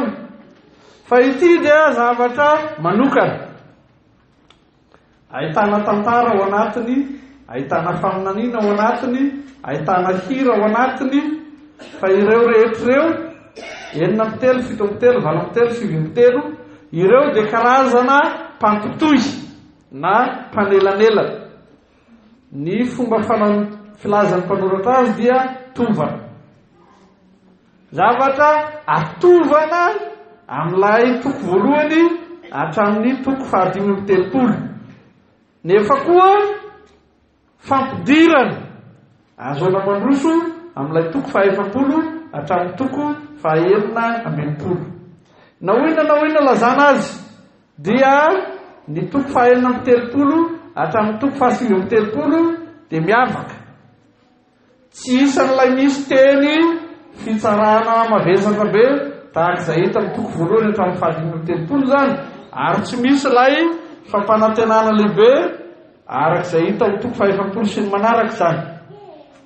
Io no elanelany, io no mampitohy azy. Ny fizarana fahaenina farany dia ny Isaia 2 sy ny Isaia 3 mitambatra. Fa amin'ilay fizarana lehibe roa nataontsika moa dia efa fizarana anankiray lehibe mitambatra koa izy rehetra 70 hatramin'ny 9:40. Ity dia faminaniana feno fampahirezana, fanambarana famonjena, ary indrindra fanambarana ny voninahitra ho avy eo amin'ny Israely. Tahaka izao indrindra ny dingana isehon'izany amin'ny famakiana ny Isaia. Ampionony ny oloko dia manomboka eo ny fampahirezana, dia tonga amin'izay ny fanambarana famonjena. Mitohy tsy mitsahatra io, fa izay ataontsika ivony indray amin'izao dia ny toko 7:40 andininy 9:40 zay nalaintsika ho teny faneva. Tena fanambarana famonjena, ny lazana mazava hoe ino raha fa nasiako tomboka vatsy eo am-pelantanako ianao. Tena fanambarana lehibe zany. Fa ilay toko 5:50 sy ny manaraka dia milaza ny fahatanterahana ny famerenana ny Israely amin'ny voninahiny indray. Fiverenana any Jerosalema no dikan'izany. Raha ny marina aorinan'izay fanolorana sary ankapobeny ny boky Isaia misy toko 4:90 amin'ny endrika samihafa nanoko tokotsika azo didi-tsavony teo zay. Raha ny marina dia tokony alaintsika tsirairay ny famitinana na fanazavana ny isaky ny toko tsirairay, dia azotsika tsara ny ventiny. Tena azo atao izy io, fa saingy izao tsy ampintsony zany ny fotoana dia tsy miditra makanitsika. Dia ny lalana ny safidiako indray, avelatsika manontolo le fandiniana le toko voalohany hatramin'ny toko 7:30. Efa azotsika izy eo hoe misy fitsarana, misy fanamelogana, misy fampanantenana, dia avelatsika ao. Anareo any amin'izay sisany mandamindamina azy azy. Ny ataontsika dia hiditra eo amin'ilay toko 70 makeo amin'ilay toko 5:50. Ho avelatsika koa rery fahatanterahana be dia be rery. Ho avelatsika koa reo tsy ampy ny fotoanatsika. fa na dia amin'ilay toko faha-efapolo hatramin'ny toko faha-dimapolo azy dia azoko antoka tsara fa tsy vitatsika anio sy rapito zay ka dia zay vitatsika zany ny ataotsika amin'ity marain'ity tsika dia tsy ahavita afa-tsy toko faha-efapolo hatramin'ny toko faha-roa-efapolo ihany ny sisa tsy tratra hatreo ihany ny vita dia manondra antsika zany rapitso dia ny 3-efapolo makeo amin'ny 5-dimapolo fa te hivalapatra kokoa raha tratrako dia hivalapatra kokoa aho amin'ny toko faha-5-efapolo zay misy ny teny fanevantsika zany dia ataoko aloha le toko faha-efapolo 2-efapolo 3-efapolo amin'izao marain'izao rehefa tapitra dia mijanona fantatro mbola sy tena lany be ny io rehefa mbola tonontonony ihany fa rehefa tapitra dia mijanona fa rapitso dia manohitsika kanefa zay tiako hibahanana kokoa ny fotoana rapitso dia mitoko faha-5-efapolo ka raha vita somatsara zay dia mba nahavita ny tokony atao dia mahay miolona koa rahavita azy rehetra izy aloha tsy zay dia fanohizana any anjaran'ireo pastora bebebe reto no mitondra azy any misy azy any tsiraray amin'izay rehefa avy eo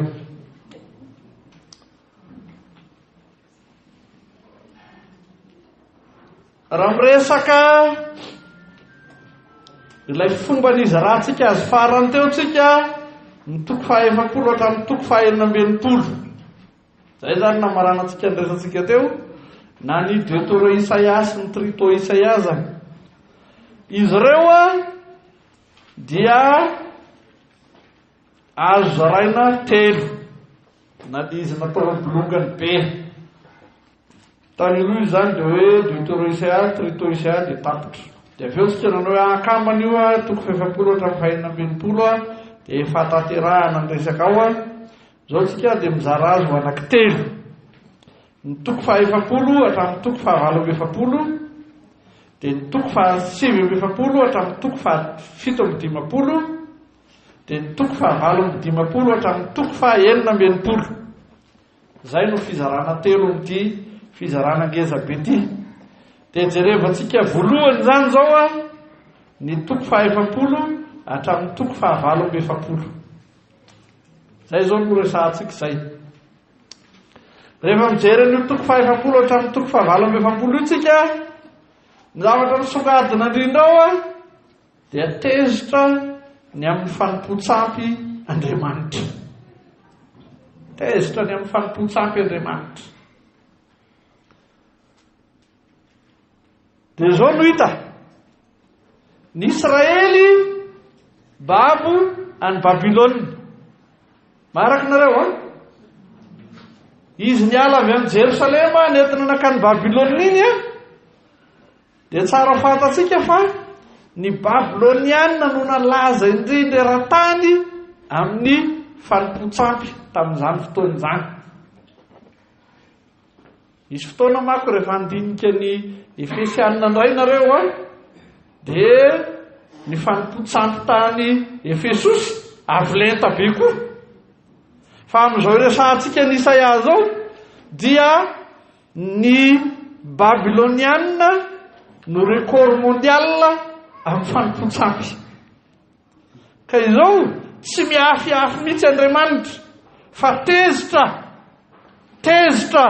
amin'izany fanompo-tsampy zany Andriamanitra zao anefany rehefa niala avy amin'ny any Jerosalema lasa ny Babilôniana babo ny Israeliana ny nataony voalohany dia nianatra ny fomba ratsy ny Babilôniana nanompo ny Andriamanitra hafa tany Babilôna zay zany motangeza be ariary ny tenin'Andriamanitra olon'Andriamanitra ny Israely kanefa ny akohoka tamin'ny fanompo-tsampy ny Babilôniana dia tsy nanompo n'Andriamanitra velona intsony izy noho izany Isaia dia miantso fibebahana io ilay resantsika moalo hoe Isaia mpitondra ny lalàna dia mbola ho avy eo no Isaia mpitondra ny filazantsara dia hotsika hoe Isaia anelanelan'ny misesy sy Jesosy. Eto zany dia maka ny anjara toerany misesy matanjaka tsara Isaia ka manondro hoe ity fanompotsapy ity sy mandefitra amin'io Andriamanitra. Ireo dia mampahatsiaro antsika ny didy voalohany sy ny heviny, ny didy faharoa sy ny heviny, fa tsy mamindra foana zany Andriamanitra. Nasehon'Andriamanitra mazava fa tsy tiany, tsy zakany ny fanompotsapy. Asehon'Andriamanitra mazava fa saro-piaro izy amin'ny maha-Andriamanitra azy. Ampitahainareo amin'iza moa hoy ilay nivakitsika omaly amin'ny Isaia 49:5. Hampitahainareo amin'iza moa saro-piaro amin'ny maha izy azy Andriamanitra, fa saro-piaro koa amin'ny olony nalainy ho an'ny tenany Andriamanitra. Io le voalivakitsika tamin'ny Isaia 49 teo. Ny andininy 7:4 moa zany raha tena marina. Tsika teo nijanona amin'ny 13 fa mitoy izy amin'ny 14. Tena tsy hoe saro-piaro amin'ny tenany ihany Andriamanitra, fa saro-piaro amin'ny olony koa Andriamanitra. Isika olona zay tiany mahasaro-piaro an'Andriamanitra. Ity dia tsy maintsy anterina.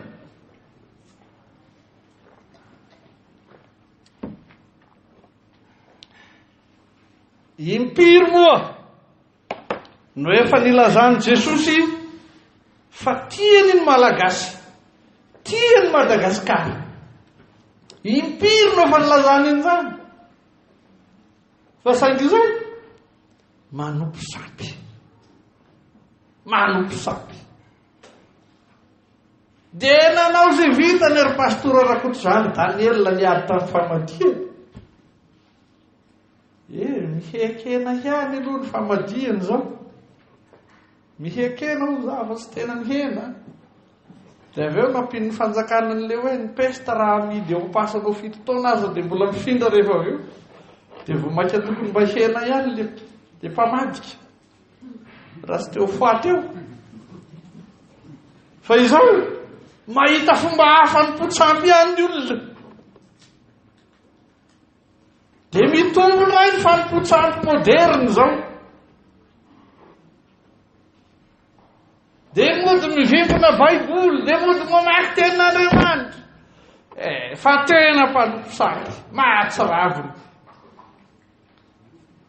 Ary raha mbola mitoetra zany fanompotsapy zany, dia atao mazava tsara fa tezitra amin'izany Andriamanitra. Tsy azo amboamboarina zany. Tsy azo fepeliny zany, tsy azo andeferany zany, ary tsy mandefitra amin'izany Andriamanitra.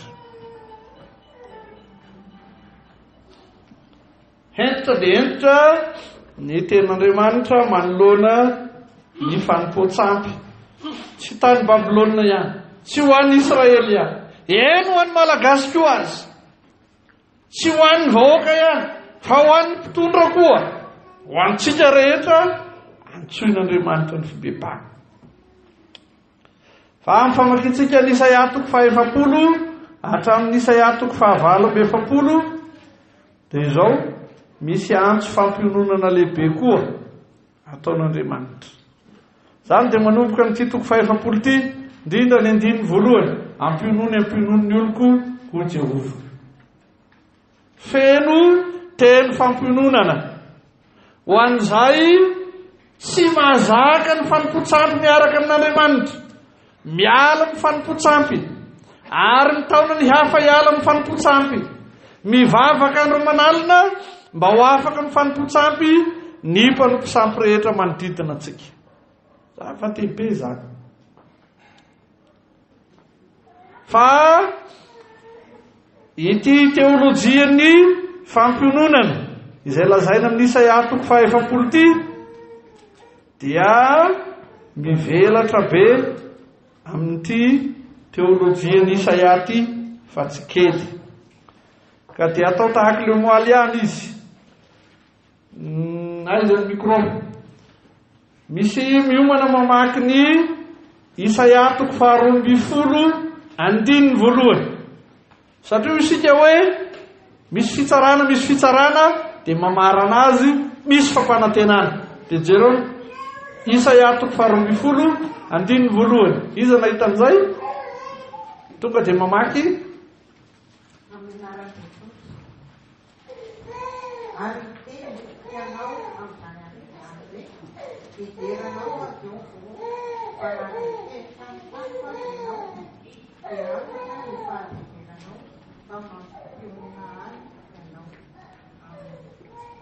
tena tezitra Andriamanitra amin'ny toko voalohany, toko faharoa hatramin'ny toko 12.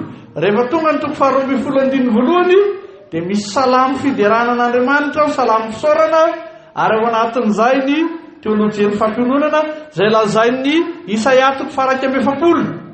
Isaia 40 ampiononany oloko Jehova amin'ny toko 12 dia miteny izy hoe nampioninaha ianao. Io ilay lazaintsika hoe ny famaranana azy. Dia io toko 12 io dia ny Isaia 40 mifanazava reo zany. Dia jereo koa ny Isaia 7:7 andininy 7:10 melokely ny teny fanevantsika io zany dia atao an-tsaina tsara 7:7 izy anao namaky io misy maromaro ny tanana mitsangana.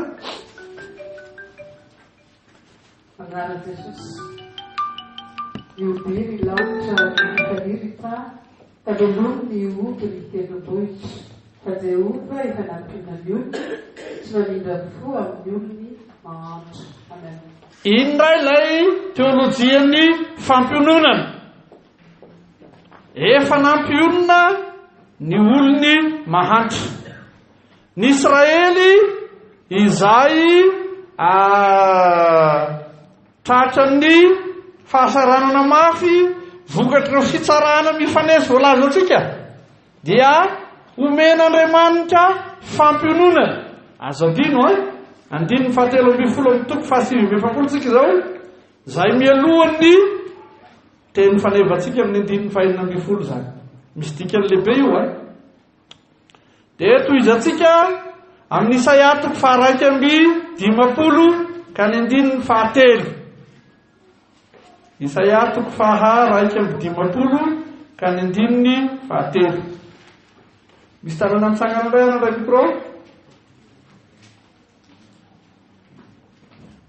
eny ary amin'ny anaran'i Jesosy fa Jehova mampionona ny Ziona, eny mampionona izay zava rehetra ao izy, fa manao ny hevitra ao ho tahaka ny Edena, ary ny tany foana ao ho tahaka ny sahan'i Jehova. Hampaliana sy haravona no hita ao mba amin'ny fisaorana sy ny feo fiderana. Amen. Reo rehetra eo dia milaza fa manatitranitra amintsika ny hoe manana toerana lehibe eto amin'ny Isaia ny fampiononana ataon'Andriamanitra na dia misy fitsarana mavaivay aza. Zay ny ventana. Tohizantsika 12:50 ihany. Ny 12:50 toko 1:50 ihany.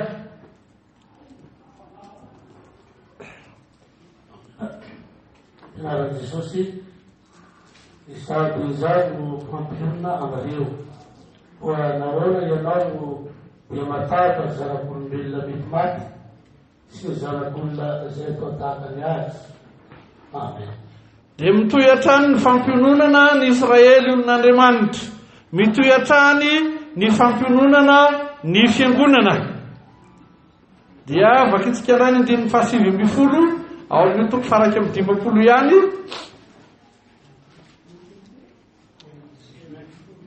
Raika 7:7 misy mahita eny ary izao zavatra roa izao no androanao izy no hanony ny alahelinao fanavana sy fandidianana ary sary sy sabatra koa ataoko ahoana no fampionina anao. Amen. Dia mitoetra sy manana anjara hatrany ny teolojian'ny fampiononana. Tsambikintsika amin'ny toko 2:50 andininy 7. Toko 2:50 andininy 7.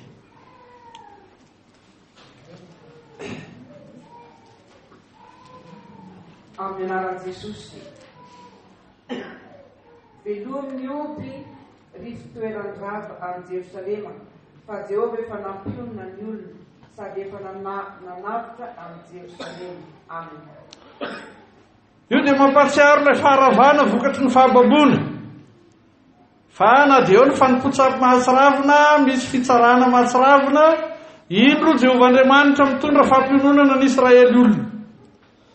Dia mamerina tsaratsika ny toko 12:1 hanotokana nalaitsika avy amin'ilay fizarana lehibe voalohany efa nambarantsika tany aloha fa ao misy teny fisaorana an'Andriamanitra fampanantenana lehibe. Ny toko 7:70, ny toko 1:50, ny toko 2:50 mbola tafiditra ao anatin'ilay Isaia 4 ilay nataoko hoe tinoivo. Dia jereo fa miverina 2, 3, 4, 5 ny atao hoe fampionona. Amin'io zavatra vitsy dia vitsy io. Fa satria maharakoka ny teolojian'ny Isaia manontolo izy dia tratrarintsika ny toko 4:90 farany. Dia vakio ny 2:20. Izy ny maky azy 2:20 amin'ny toko 4:90.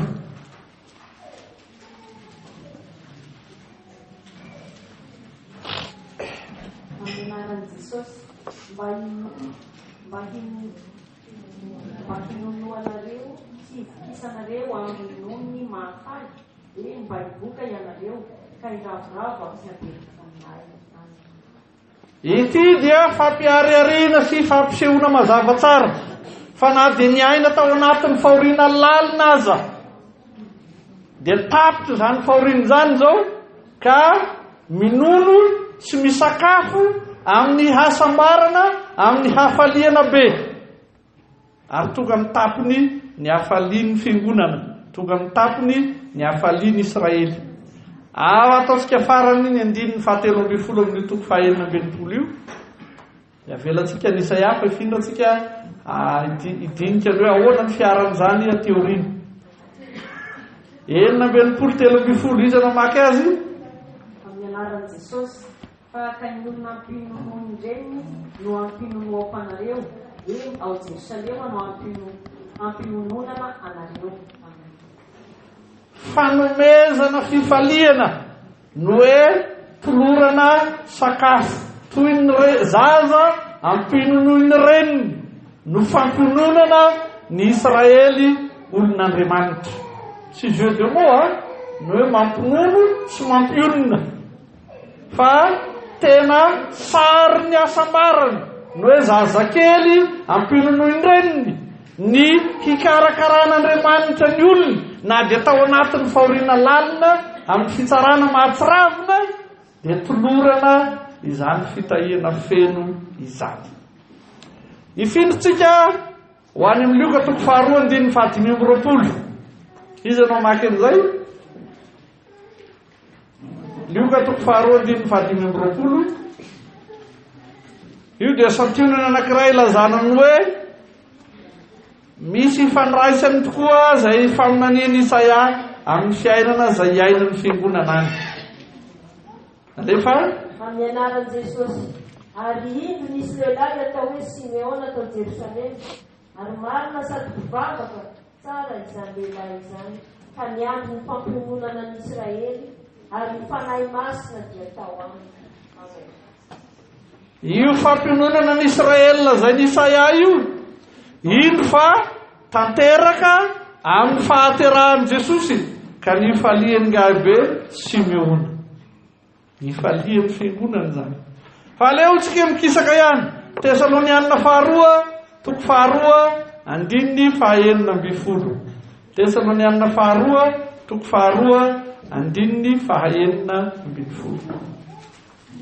Sarotra ve nahita amin'ny Tesalonianina? Toa ela be vao nisy naka ny micro.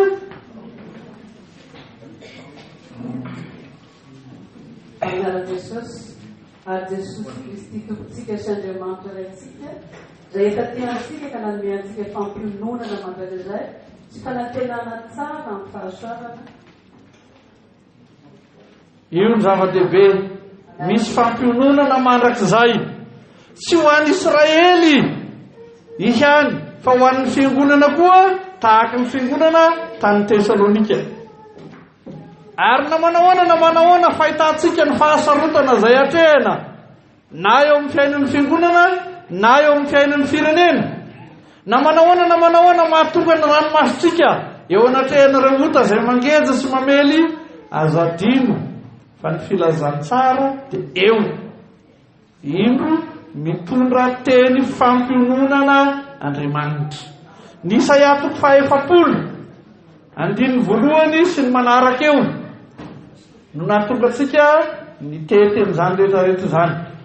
Faharoa antsika dia mifindra eo amin'ny Isaia 140. Miseho amin'ity Isaia 140 ity ny fisian'ny Kyriosy sy ny asany. Inona ny ataon'ny Kyriosy?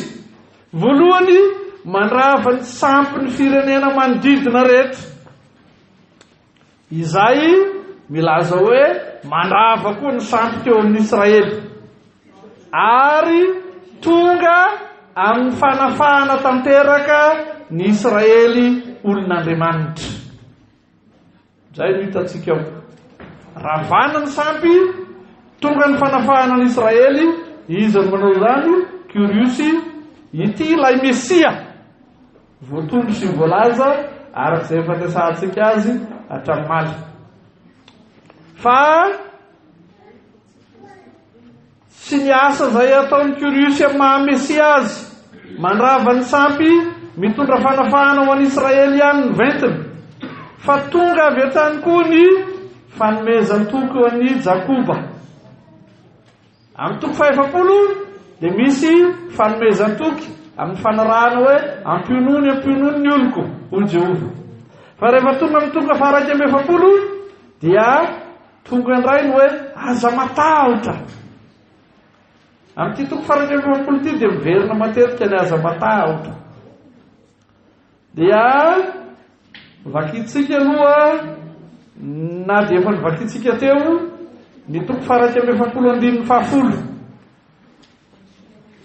izanay no maky azy.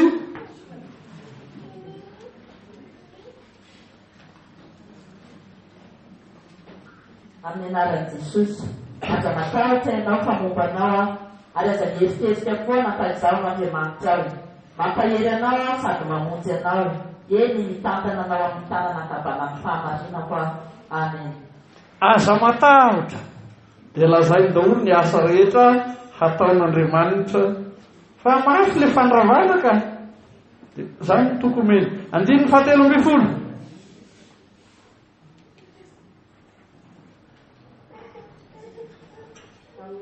Jesosy,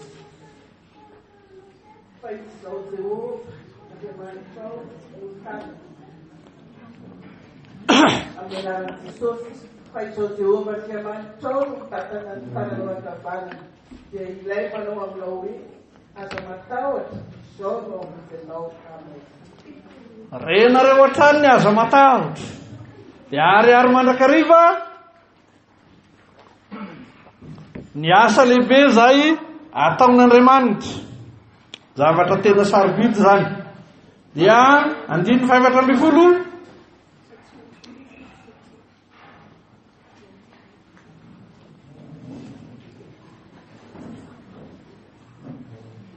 Amin'anaran'i Jesosy, indro mentra sy angaigay izay rehetra fenitranao, sy nitiny izy, eny milevina izay miady aminao. Amen. Izany dia fanomezan-toky mazava amin'ny asa rehetra izay ataon'Andriamanitra. Fa tsy ny toko 170 ihany, fa ny toko faraky amby efapolo dia hazavai ny toko fahatelo amby efapolo andininy voalohany. Izy mamaky an'izany telo amby efapolo andininy voalohany.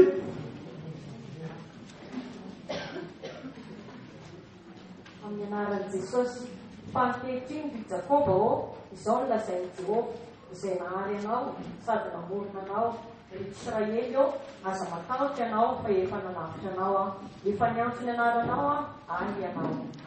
Aza matahotra, efa nanao asa lehibe Andriamanitra, manao asa lehibe Andriamanitra, ary mbola hanao asa lehibe Andriamanitra. Toky no ambarany fiomeny. Raha manatrika ny fahatezeran'Andriamanitra sy ny karavasy be ataony, sy te hanatrika azy tsody lozy iny ty. Fa indro izy miteny tenim-pahasoavana tokoa. Vakitsika koa ny andininy fahadimy amin'ny telo amby efapolo ihany.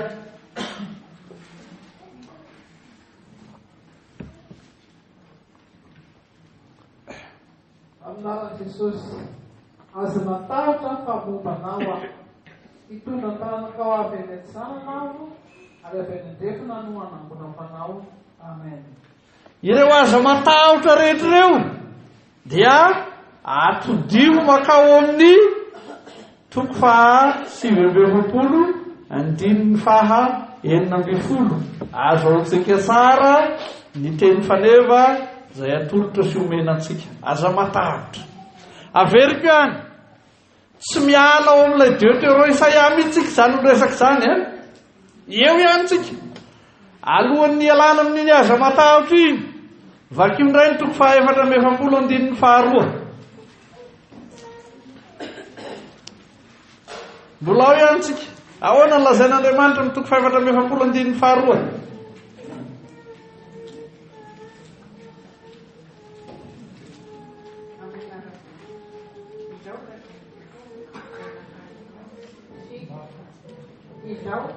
Izao lazain'i Jehovah dia naharinao sy namoronanao hatrany rehetra sady mamonanao.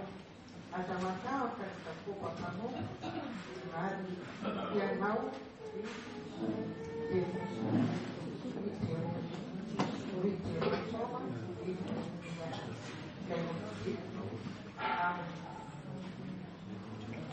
dia renao hatrany aza matahotra. Faranantsika amin'ny andininy faha 8 be zay. Nefa aza tofoka fa maro zay atolotr'Andriamanitra aza matahotra. Andininy faha 8. Amin'anaran'i Jesosy, aza matahotra na manolotra ianareo, tsy efa nampandehanareo hatramin'ny fahimba ka nanambara taminareo. Eny ianareo tavinilero fa nisy Andriamanitra afa-ty zava, tsy misy vatolampy, tsy hitako izany anany. Aza matahotra. Rehefa niresakitsika ny amin'ny fizaran'ny boky ny amin'ny mpanoratra dia nanaja hoe misy mpikaroka milaza hoe tsy fantatra izay nanoratra an'ity fa tany amin'ny fahababony ity ny voasoratra. Inona ampisalasala aminao amin'izany? Averina eo potsofinao hatrany hatrany, aza matahotra. Na tsy fantatrao aza izay manoratra azy dia aza matahotra. Andriamanitra no miteny aminao amin'ny alehibeny fitiavana. Manana ny mpanompo ny Andriamanitra. Hitantsika teo Kyriosy izay tondroina ho Mesia. Nefa ny toko faha 12 mikisaka hatrany zany tsika izao, ny 9 ka hatramin'ny faha 4 dia manondro mazava fa manana mpanompo hafa noho i Kyriosy koa Andriamanitra. Aleo vakitsika ndray aloha ny toko faha 12 ka hatramin'ny faha 4. Eo Kyriosy Mesia, fa misy mpanompon'Andriamanitra hafa koa, Ebed Yahvé hafa koa, zay lazain'Andriamanitra eto. Sisy nahita ny toko faha 12 ve?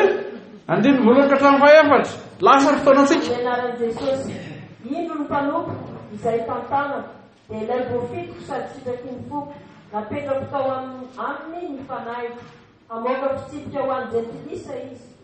Tsy antoanto izy na hanandratra ny feony, na hanao izay andrenesana ny feony eny an-dalana. Tsy ho tapahany ny volotara torotoro, ary tsy ho vonoiny lahy injiro manety, hamoaka izay tena rariny tokoa izy. Tsy ho reraka na ho kivy izy, mandra-panoro ny rariny amin'ny tany, ary ninosy hiandry ny lalàna. Amen. Dia milazitsika hoe anankiray amin'ny Mesia Kirosy, fa tsy Kirosy mihitsy no lazain'izany toko 2:12 ka hatramin'ny 14 zany. Milazitsika fa ny Andriamanitsika dia Andriamanitry ny fahamarinana sy ny fahamasinana.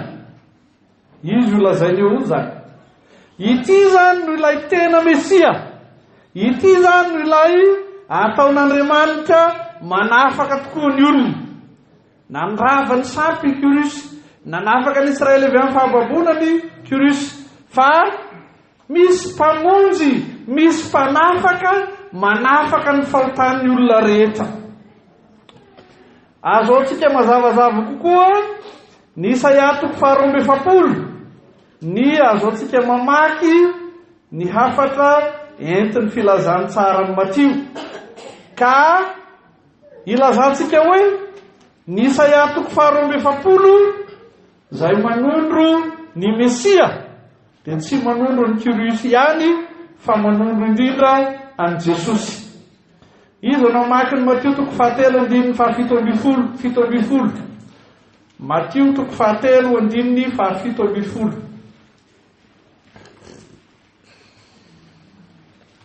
Amin'nara Jesosy, ary indeo nisy feo avy tany an-danitra nanao hoe ity no zanako malalako izay sitrako. Amen. Amin'ny Isaia 2:7 manondro ny Mesia izy. Fa amin'ny Matio 7:17 Andriamanitra ray avy any an-danitra manondro an Jesosy zay atao batisa dia malazazava hoe ity no zanako malalako zay sitrako. Matio ihany 7:15. Matio 7:15. Mba manangana tanana ny ety aloha fa lasa nirinan dolo ny mpamaky teny.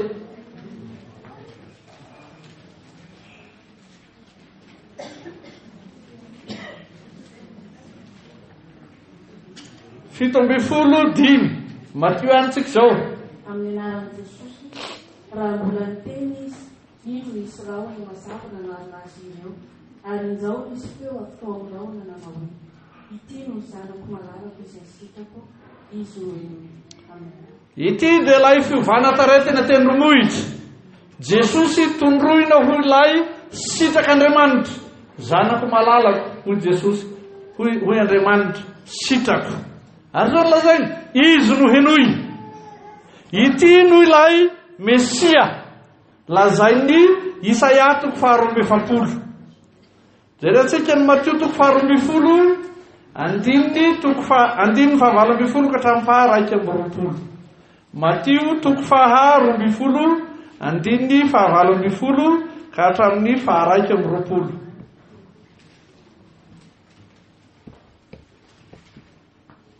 Amin'ny anaran'i Jesosy, ino ny mpanofoko izay vidiko, ny malalako izay sitrako ny foko indrindra. Apetrako ao aminy fanahy ary hitory ny rariny amin'ny Jerisy izy. Tsy hifanditra na hiantso maty izy, ary tsy hisy andre ny feony an-tandalana. Tsy ho tapahany ny volotara torotoro, ary tsy ho vonoiny ny lanjiro manentina. Ambara-pamoaka ny rariny ho mpandresy, ary ny anarany mitokiny-Jerisy. Amen. Ity dia fitaterana zay lazainy Isaia, na zay 2:7 na 2:15 na 2:17. Ity dia fanondronan'ny Mesia, tsy Kirosy fa Jesosy Kristy. Ary zao no maranatsika azy, Jesosy no ilay mpanompony Jehova, ebe dia ve, manety teny, nefa feno voninahitra, mitondra fandresena feno ho an'ny Israely olona, mitondra fandresena feno ho an'ny fiangonan'Andriamanitra. Amen. Atreo no amaranatsika ny fampianarana indray androany, efa naharitra adiny 1:07 minitra. Dia rapitosika no mamarana tanteraka azy, hanoy andinika ny Isaia 2:7, dia ibahana toerana kely eo amin'ny Isaia 2:7, ary rehefa azo ny ivony dia mamarantsika dia anjaranareo manohy azy any amin'ny isa-tsinoda, any amin'ny isa-toby, any amin'ny isa-pileovana dia mamelona ny fiangonana amin'ny hery sy ny fahefany ten'Andriamanitra velona. Hivavaka isika. Sotranao izay Jesosy ny amin'ny teninao izay nianarana indray tamin'ity androandroany ity, velo misoratra ao am-ponay izany, terizo amin'ny fiainanay izany, ary ampio zahay mba olona izay maharesy ny ota, ary olona izay mitondra filazantsara velona, amelomana ny mpiara-belona aminay, amelomana ny fiangonanao, ary amelomana ity firenena ity, mba tsy ho firenena mahantra fa ho firenena izay anjakanao sy tapahinao amin'i Jesosy. Amen.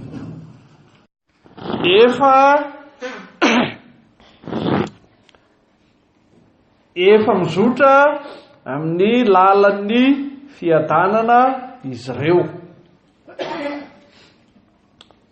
Fanomeza toko lehibe atolotra ho an'ireo sisa. Averimberiko mihitsy zany, olombitsy izy ireo.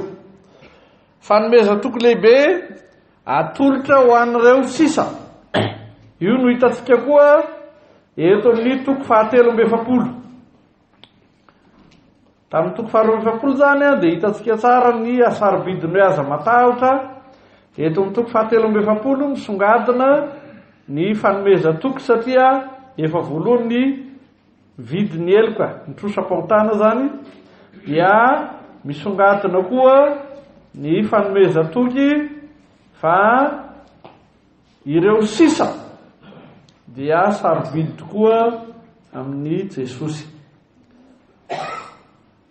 Amin'izay resahana amin'ny toko 7:7 dia tsy izay momba ny lasa efa nitanterahan'i Jesosy ihany, fa izay rehetra momba ny ho avy anolorana fitahiana koa.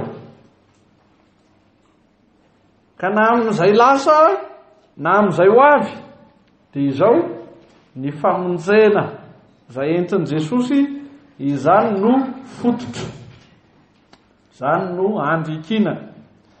Hitantsika amin'ny toko 7:7, andininy voalohany, andininy fahatelo, andininy 4:10, andininy 5:20. Ao amin'ny Isaia toko 7:7, andininy voalohany, andininy fahatelo, andininy 4:10, andininy 5:20. Izahantsika tsy vakiana tsony satria lasa be ny fotoana. Fa manampy an'ireo izay lazain'ny Isaia toko 7:7 fototry ny resantsika, dia jereo fa manazava an'ireo koa ny Isaia toko 4:7, andininy 5, andininy 12, andininy 17. Isaia toko 4:7, andininy 5, andininy 12, andininy 17. Io le lazaiko teo hoe mifameno satria fehezana iray ihany ny toko 7 hatramin'ny toko 7:7. Ka izay niresahana tamin'ny toko 7:7 misy tsahivona amin'ny 3:7. Dia izay resahana amin'ny 3:7 iny fa azavaina ny ray ao amin'ny 4:7. Hitantsika koa ao amin'ny Isaia toko 2:7 ny amin'i Jesosy ilay mpanompon'i Jehova. Dia rehefa hifindritsika iresaka ny toko 4:7 dia eo no hoe Jesosy antsoina ho mpanompon'i Jehova, fa tonga koa no hoe ny fiangonana ny Israely olon'Andriamanitra zany dia antsoina koa hoe mpanompon'i Jehova.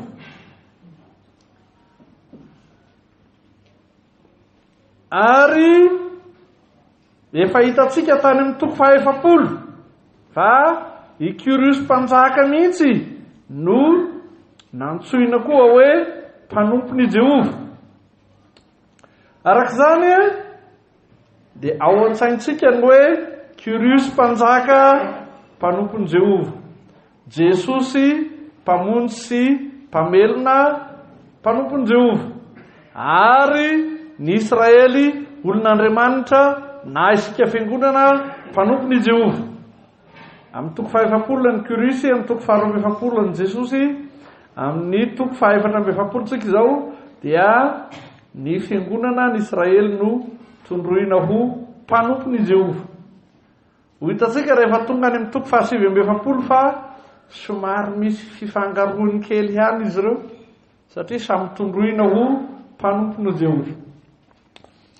Miantso ny Israely ho mpanompony Jesosy mba ahafantatra mazava sy ho vavolombelona anambara fa tsy misy Andriamanitra afa-tsy izy Andriamanitra ny Israely, Jesosy zany.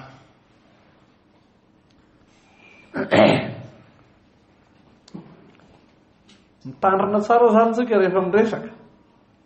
Raha mijanona fotsiny manao Andriamanitra ny Israely eo tsika fa tsy miezaka manonona hoe Jesosy, dia fatoran'ny fampianarana jodaista fotsiny.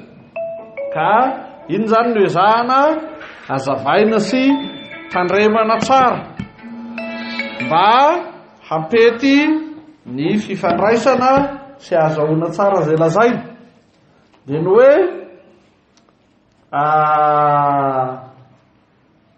amin'ny toko 7 dia manatitantitra ny hoe tsy misy Andriamanitra afa-tsy ny Andriamanitra ny Israely dia Jesosy izany.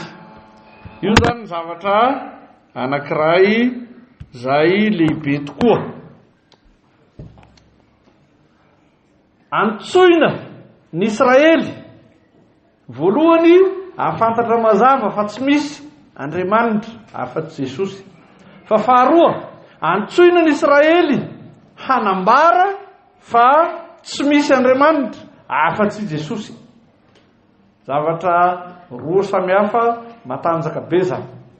Fa miaraka amin'izany no ananty-tanterana mazava fa tsinotsinona ny sampy rehetra, na iza io, na avaiza io. Isika monina amin'ny tany be fanompo-tsampy dia mahalala hoe misy sampy any anaty rano, misy sampy any amin'ny vato, misy sampy any bodiazy, misy sampy any tendrombohitra. Fa na iza io, na avaiza io, tsinotsinona. Ary tsy nisa iatoko 4 ihany no manazava an'izany, fa manomokana fotoana kely dia vakio maharitra ny Jeremia 10 andininy 1 ka hatramin'ny 10. Fa antitranterinao koa ny hoe tsinotsinona ny sampy, na iza, na avaiza. Eto ary dia tiako ny mitondra fanazavana misy amin'ny hoe mijoro vavolombelona sy ny hoe manao fanekempinoana. Satria izao, ny Israely voalohany dia antsoina hijoro vavolombelona. Vavolombelona mahatokana an'Andriamanitra, vavolombelona ny asany. Ny fiangonana koa dia antsoina ho vavolombelona ny amin'ny Jesosy sy ny asany. Amin'ny fijoroana vavolombelona dia eo ny hevitra milaza hoe milaza fa marina ny maha-izy azy an'Andriamanitra sy ny fahamarinana an'Andriamanitra. Manaporofo fa marina Andriamanitra sy ny fahamarinany. Zay ny atao hoe mijoro ho vavolombelona. Fa ny Israely koa dia natsoina hanao fanekempinoana, ary ny fiangonana koa dia natsoina hanao fanekempinoana. Ka ny fanekempinoana zay ataony dia voalohany fanekena fa tsinotsinona ny sampy. Ity dia mitovy amin'izay lazaintsika eo mibatisa mifady ny devoly sy ny asany rehetra ary ny fomba ny rehetra. Fa ny fanekempinoana koa dia milaza fa mino an'Andriamanitra velona izy. Ity zay ataotsika ao ny batisa koa. Mino an'Andriamanitra ray zanaka ary fanahy masina arak'izay ataony fiangonan'Andriamanitra. Amin'izany dia tiako ny misarika ny sainareo ilaza hoe tsy mitovy ary ny hoe mijoro vavolombelona sy ny hoe manao na manambara fanekempinoana. Tsy mitovy ary ny hoe mitondra fanamarinana milaza fa marina Andriamanitra ary marina ny fahamarinan'Andriamanitra rehetra sy ny hoe manambara mazava ny mahatsizy mihitsy ny sampy ny devoly sy ny momba azy ary ny manaiky ampabe maso fa tsy misy Andriamanitra afa-tsy Andriamanitra Israely Jesosy tompontsika izany. Ity fanekempinoana ity dia fanalambaraka ny fahavalo sy fanomezam-boninahitra izay inoana ka tsy mitovy amin'ny fijoroana ho vavolombelona izany. Noho ny amin'ny famonjena ireo mpanompo sampy fahiny dia tonga mpanompon'i Jesosy. Zay ny mahasarobidiny atao hoe famonjena. Olona izay nanompo sampy fahiny, na ho Andriamanitra iza io, na ho Andriamanitra iza io, ivelan'Andriamanitra ray sy zanaka ary fanahy masina, ka na sampy nentim-paharazana io, na Andriamanitra tsy izy amin'ny alalan'ny filazanan'i Jesosy ho olombelona ihany, tahak'izay ataon'ny vavolombelon'i Jehovah zany, na filazanan'i Jesosy ho Andriamanitra ihany, tahak'izay ataon'ny mormone zany, na filazanan'i Jesosy ho mpaminany lehibe fa tsy mba Andriamanitra akory, tahak'izay ataon'ny Silamo zany, na ho iza zay Andriamanitra hafa ivelan'Andriamanitra ray zanaka ary fanahy masina no tompoin'ny olona.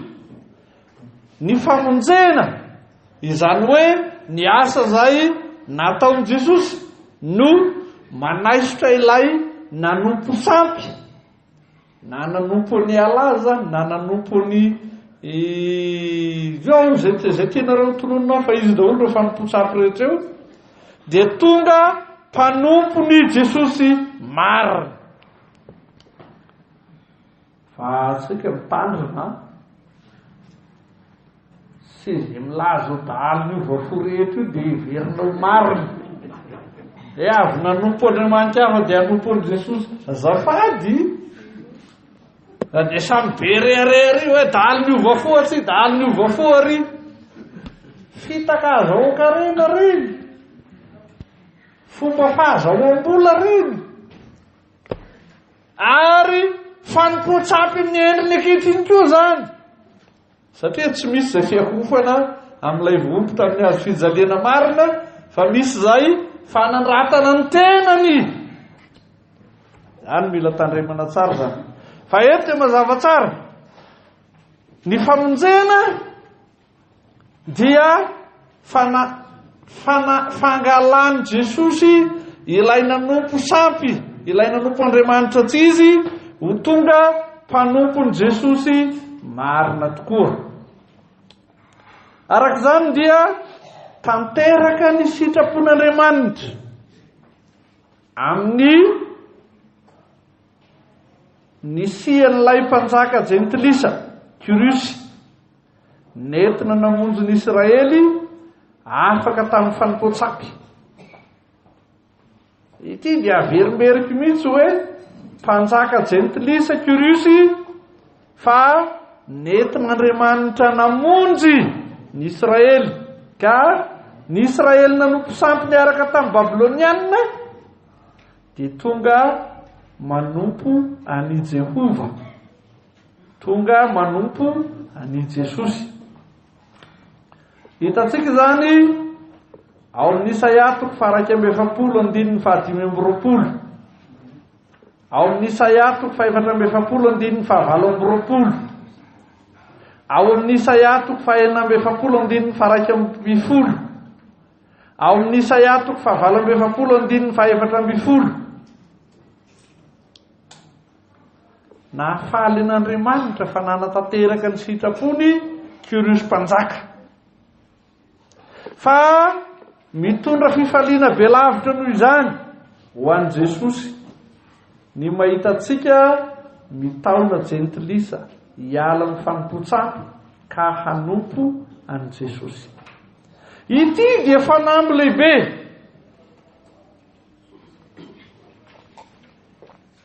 Efa napetraka Efelemy ela fa mbola tsy vitany. Izao ny fanampitsika. Kristianina Luteranina anankiray mitady jentilisa vaovao anankiray hampidirina hatao batisa. Efa renareo ve zany?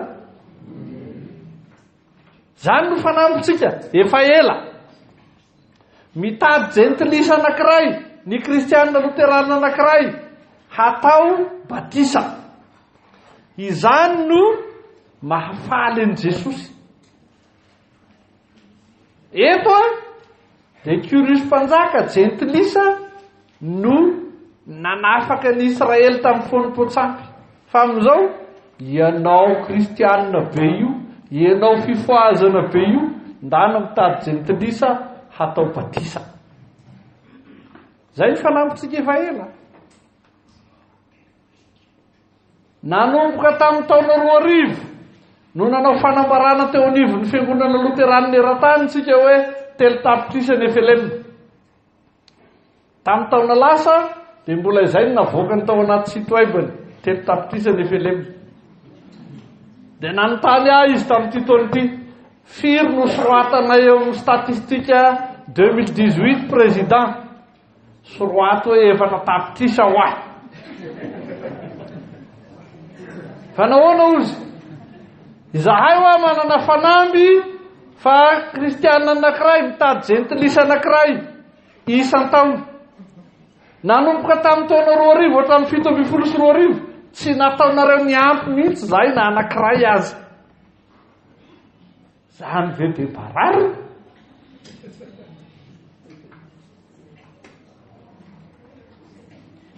De 70 taona ve de ny eo ihany ny eo?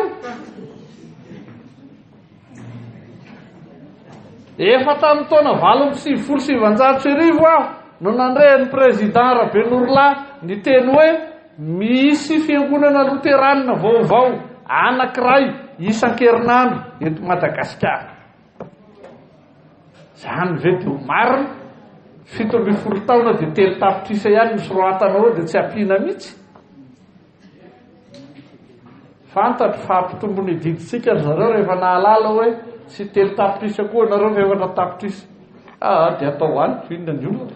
Tahatrony ny andohadidy ve nanaovana statistika diso eo? Tsy mety zany.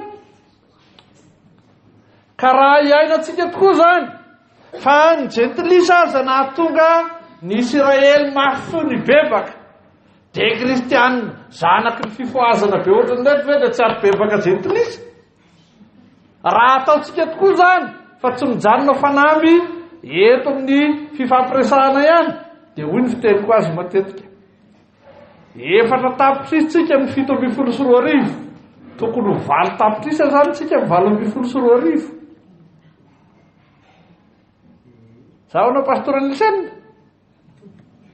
Atao tena izy ka. Ka ifanarahantsika mihitsy ny hoe kristianina ray mitady jentilisa ray.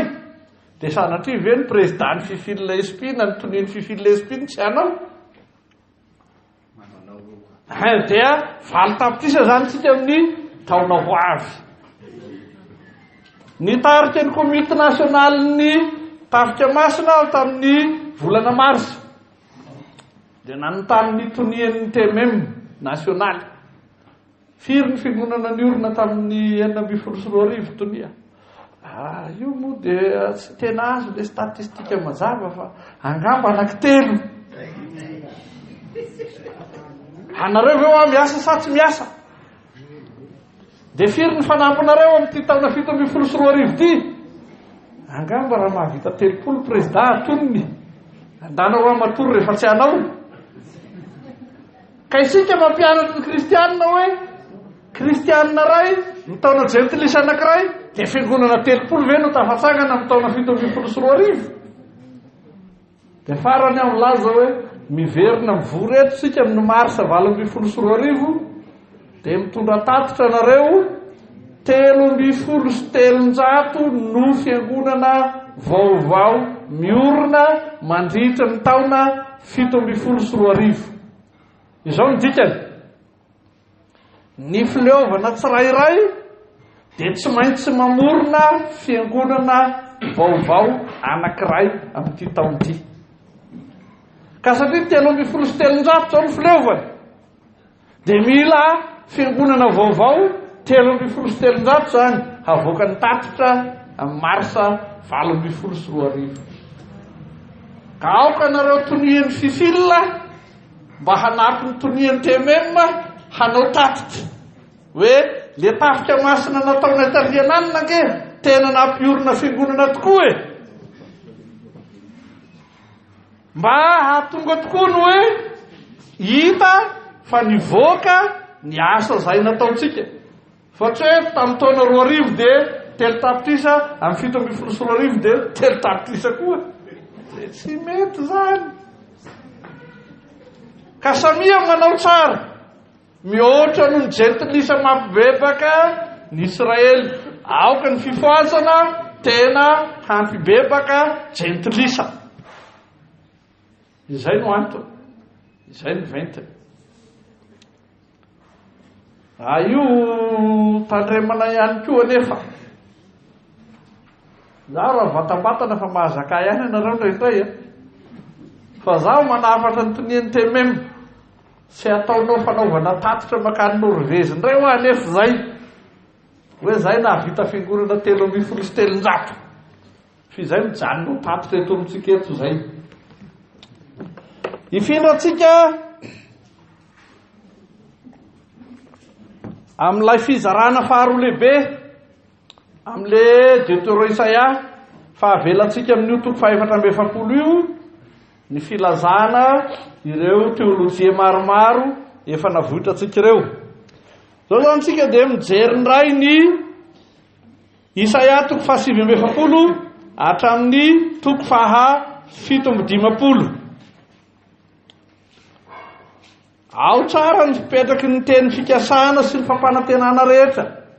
Fa amin'ity toko ity indray reto vondrona reto zany dia lazaitsika mazava tsara ny hoe manafay izay manohitra ny zanany malala ny Andriamanitra.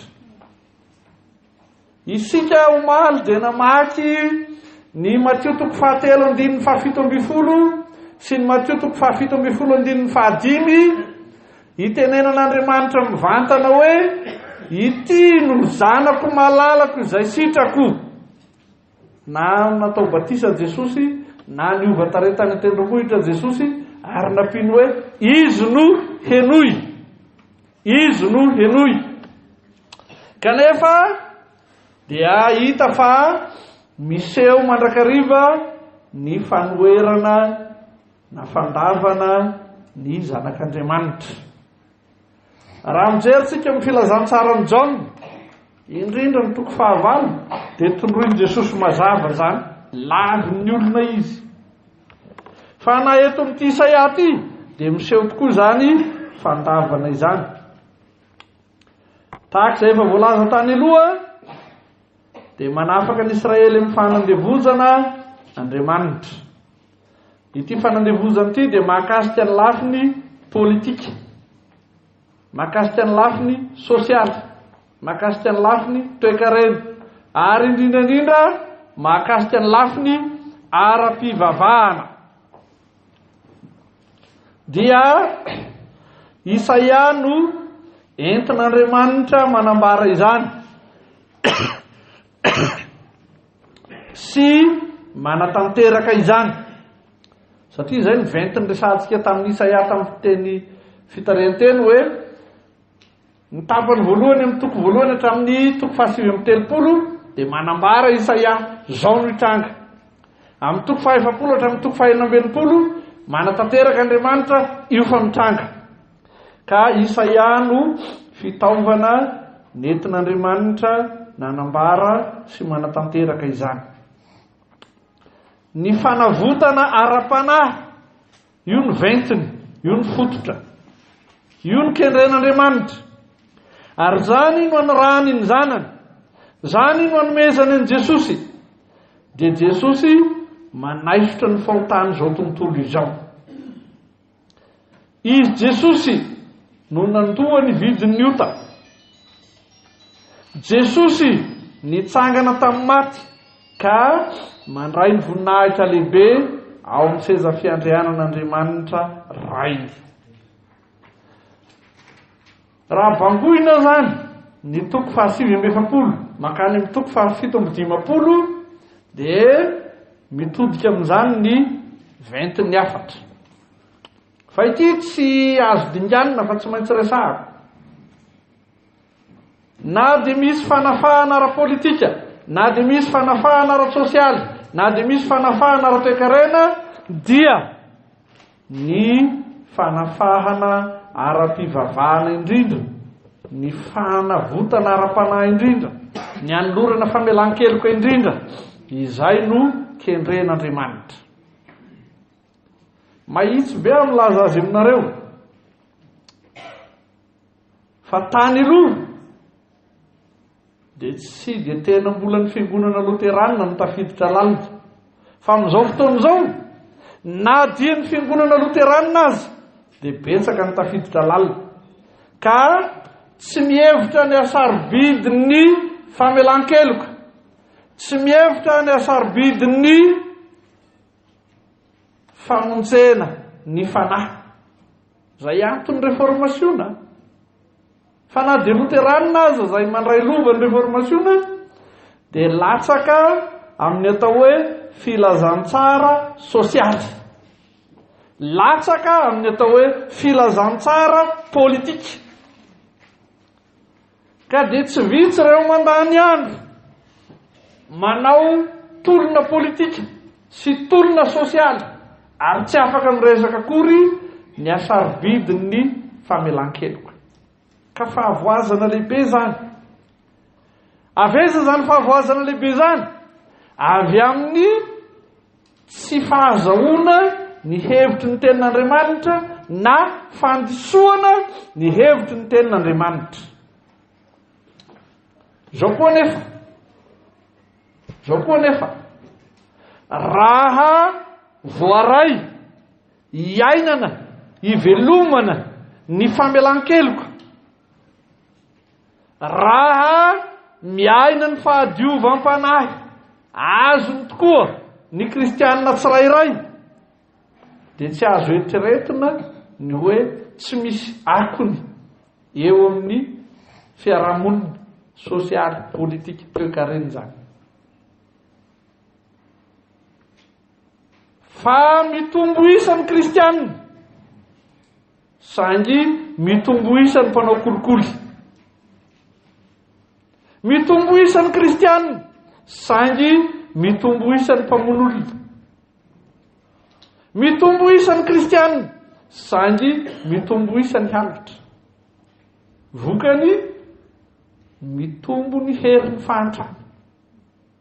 Dia moa tsy misy dikany eo amin'ny fiainana ara-toe-karena ve ny nandraisana sy velomana ny famelan-keloka.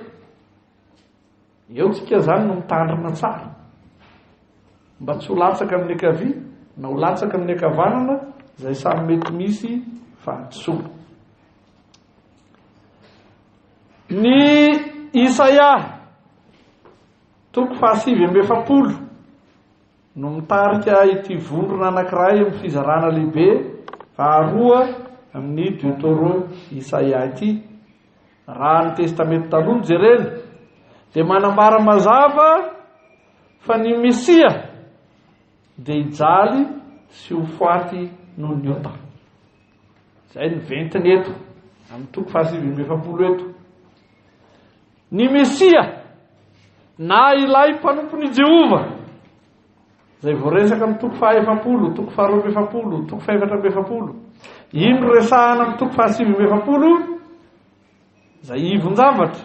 Ka izao ity Mesia ity mpanompon'i Jehova ity dia hijaly ho faty noho ny ota.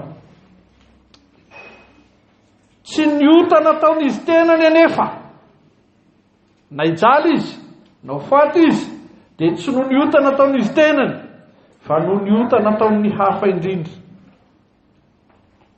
Izao no ilazan'ity Isaia toko 770 azy ity. Iseho zany fijaliana sy fahafatesana noho ny ota izany mialohan'ny andravana izao tontolo izao. Iseho zany mialohan'ny fehezana tanteraka ny herin'ny Satana. Iseho zany mialohan'ny fanjakana rivo-taona. Iseho zany mialohan'ny fahamarinana mandrakizay, ny fiadanana ary ny famirapiratana mandrakizay. Ny dikan'izany dia izao. Ity Isaia toko 770 ity dia efa maminany sahady izay ho lazain'ny apokalipsy, zay faminaniana koa fa tsy hafa.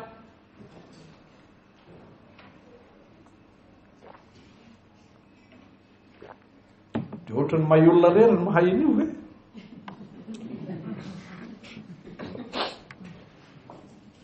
Hijery antsipiriany kokoa amin'izay ny toko 770 tsika rehefa nahatafita izay hevitra kapobeny momba ny toko 770 hatramin'ny toko 750 izay. Ny toko 770 dia misy 920.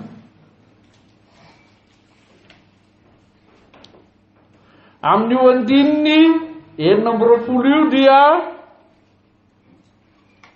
ampitainy Isaia mpaminany ny misiona ny mpanompony Jehova sy ny fahombiazany zany misiona ny mpanompony Jehova izany.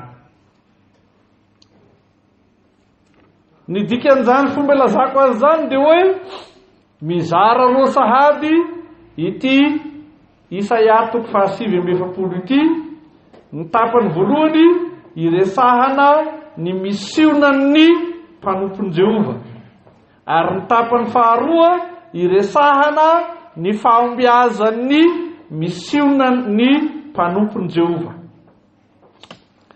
Ka ny fizarana azy ny andininy voalohany hatramin'ny 720 miresaka ny misionan'ny mpanompony Jehova, fa ny andininy 420 hatramin'ny andininy 420 no miresaka ny fahombiazan'ny mpanompony Jehova.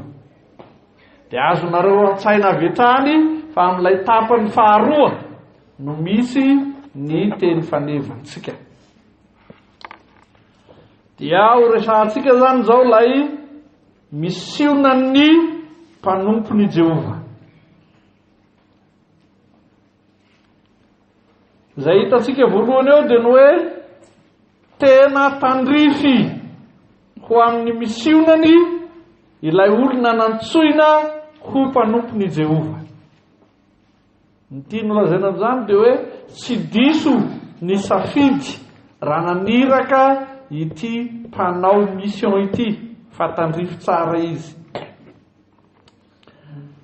Amin'ny toko 770 andininy voalohany dia asongadina ny hoe voantso marina ho amin'izao misionany izao ny mpanompony Jehova, Jesosy zany. Voantso marina, zava-dehibe ny fipetraky ny atao hoe fiantsoana. Misy olona tsy antsoina akory dia manao, fa ity tena voantso ary tandrify izany fiantsoana izany. amin'ny fiantsona ny mpanompony Jehova dia asongadina ny hoe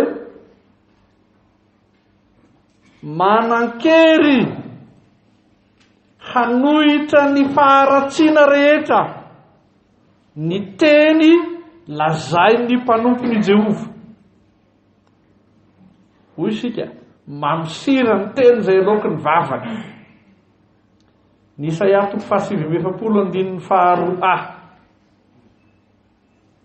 fa rehefa mijery an'io anareo dia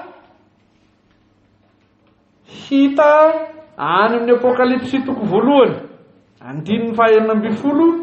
sy ny Apokalipsy 7:5 ny fahamarinany zany. Ary atsika dia ampiasa micro kely ndray. Aiza ilay anankiray? Izy anao maki ny Apokalipsy 1:9 dia misy tokony hamaky ny Apokalipsy 7:5.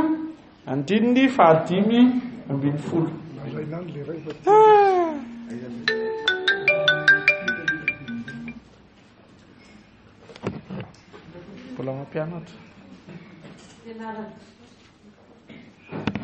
Ary ny tanakitana fisiteny tanany havanana izy ary misy lavaka maranitra roa lela mivoaka avy teo am-bavany ary ny kareny dia tahaka ny masoandro mamirakiraka amin'ny heriny. Amen. 7:5 Apokalipsy any. Apokalipsy 7:5. Isika mianaran'i Jesosy ary misy sabatra maranitra mivoaka avy amin'ny vavany mba hamelezany firenena ary izy anapaka azy amin'ny teny ary izy no manitsaka ny mpamihazana ny divainy firehetan'ny fahatezeran'Andriamanitra sy toa. Zay lazainy 7:7 andininy 2 dia lazainy Jaona ao amin'ny Apokalipsy 1 andininy 9 sy ny 7 andininy 15 ka manao hoe manana hery ny teny izay loky ny vavany ary tena mahatohitra ny ratsy rehetra na iza na vaiza na vaiza. Io no lazainy Hebreo 4 andininy 12 maranitra noho ny sabatra roa lela. Io no azavaina eo maranitra noho ny sabatra roa lela. Izany no tenin'ny mpanompony Yahvé. Dia aza mieritreritra hoe Jesosy ihany no miteny dia maranitra noho ny sabatra. Fa izy ny teny araka ny Jaona 4:12 ka manao hoe zay mino ahy ny asa ataoko nataony koa ary anao asa lehibe no zany aza izy. Ilaina ny mpiandry rehetra, ny pastora rehetra, ny mpampianatra rehetra mba hitondra tenin'Andriamanitra manan-kery. Misy vidiny miseho amin'ny fahafenony amin'ny fotoanan'i Jesosy. Io no lazainy 7:7 andininy 2. Rehefa manatona ny renin'i Jesosy eren'ny Jaona 2 lany ny divay. Dia hoy Jesosy hoe tsy mbola tonga ny fotoako. Ary ao amin'ny filazantsarany Jaona dia matetika izy miteny an'izany tsy mbola tonga ny fotoako.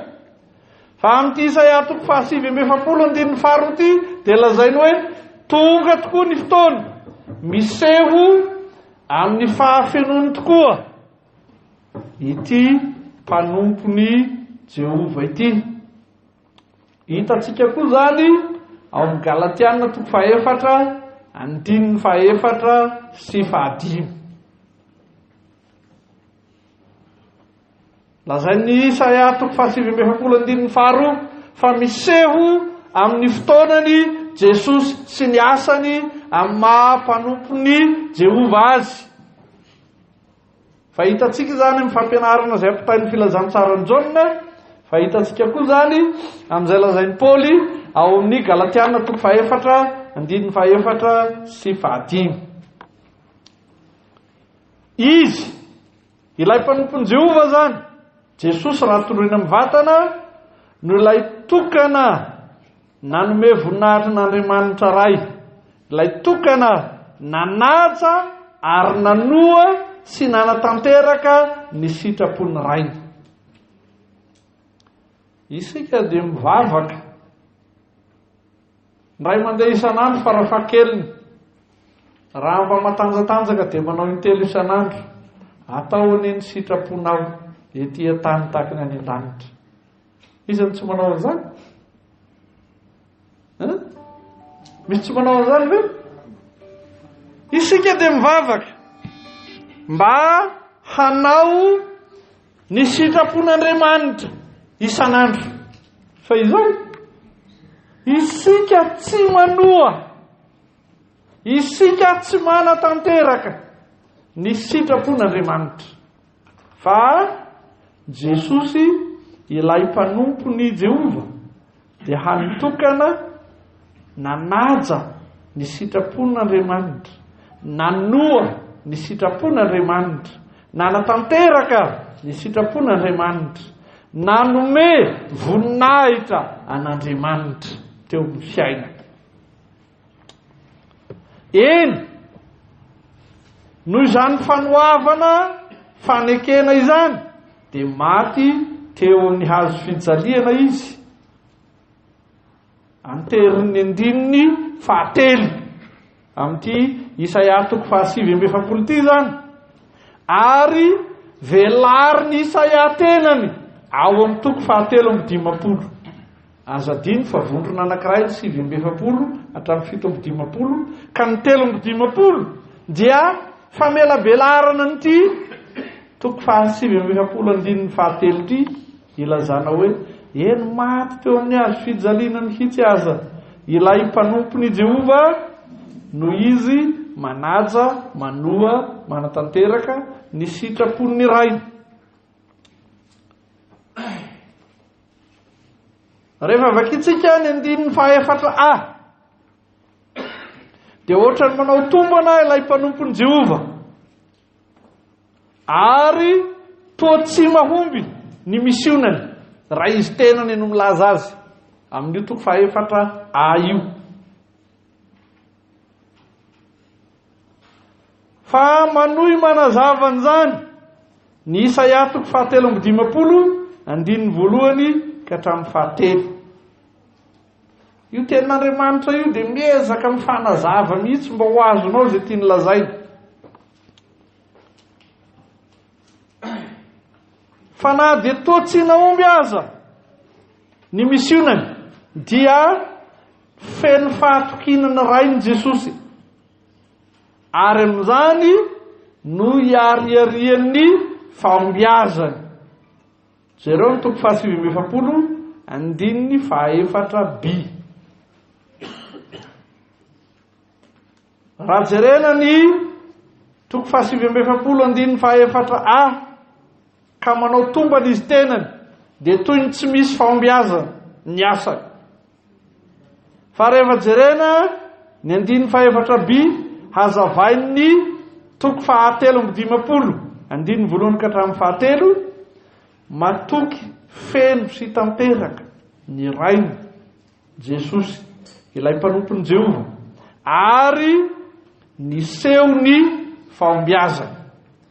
Aoriana kely zany tsika voaresaka an'io fahombiazana izay lazaina eto amin'ny 7:70 andininy 4b io. Fa amin'izao tsika dia jeriny hoe inona marina ilay misiona, na hoe inona marina lay iraka anirahana ny mpanompony Jehova. Misy iraka ny rahana azy. Inona zany iraka zany? Misiona rososiny no hita eto amin'ity Isaia 7:70 ity. Ka raha vakitsika ny 5 sy ny 9 dia ireto no hita ao.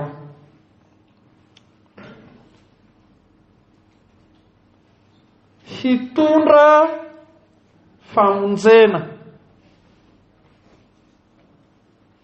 Voalohany, fampidinany Israely. Faharoa, famonjena ho an'ny jentilisa. Zay le misiona rososa. Fampidinany Israely. Ambaran'ny 5 sy 9.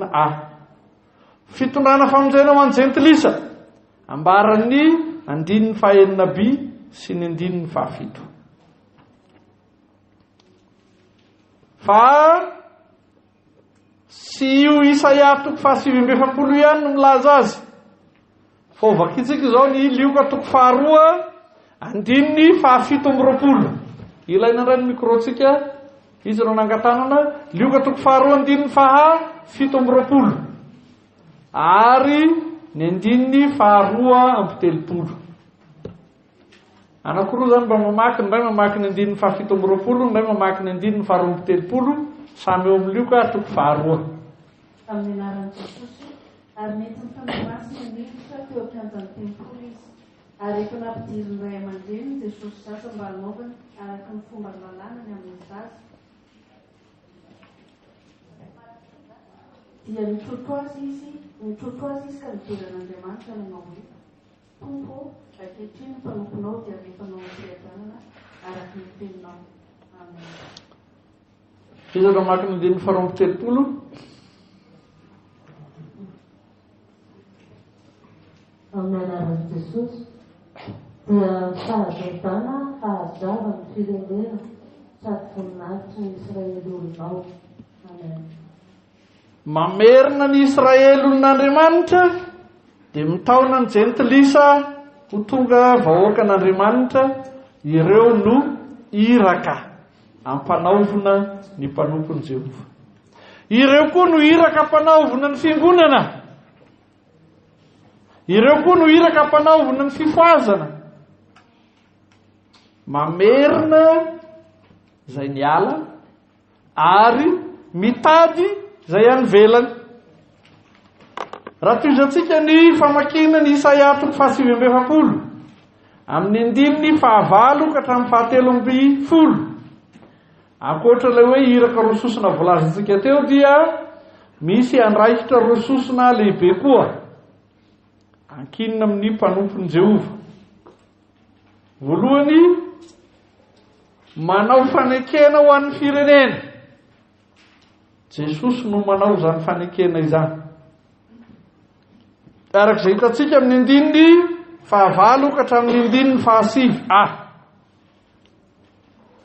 Ary ny asa lehibe ny andraikitra lehibe faharoa dia miandry ny olon'Andriamanitra.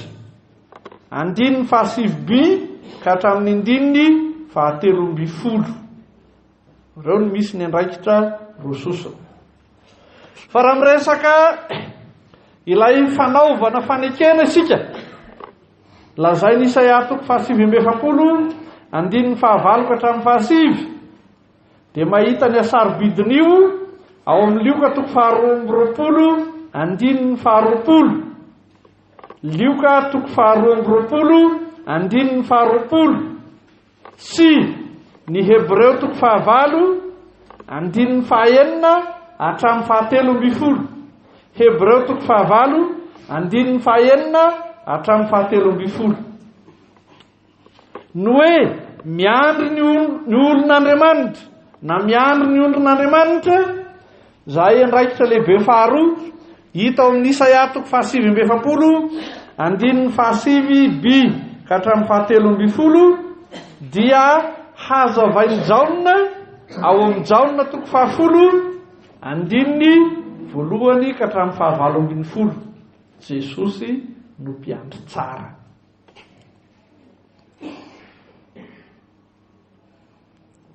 Arak'izany ny Isaia 7:7 dia hita ho manondro mivantana an Jesosy avy amin'ireo andinin-tsoratra masina samihafa manazava izany tenin'Andriamanitra izany.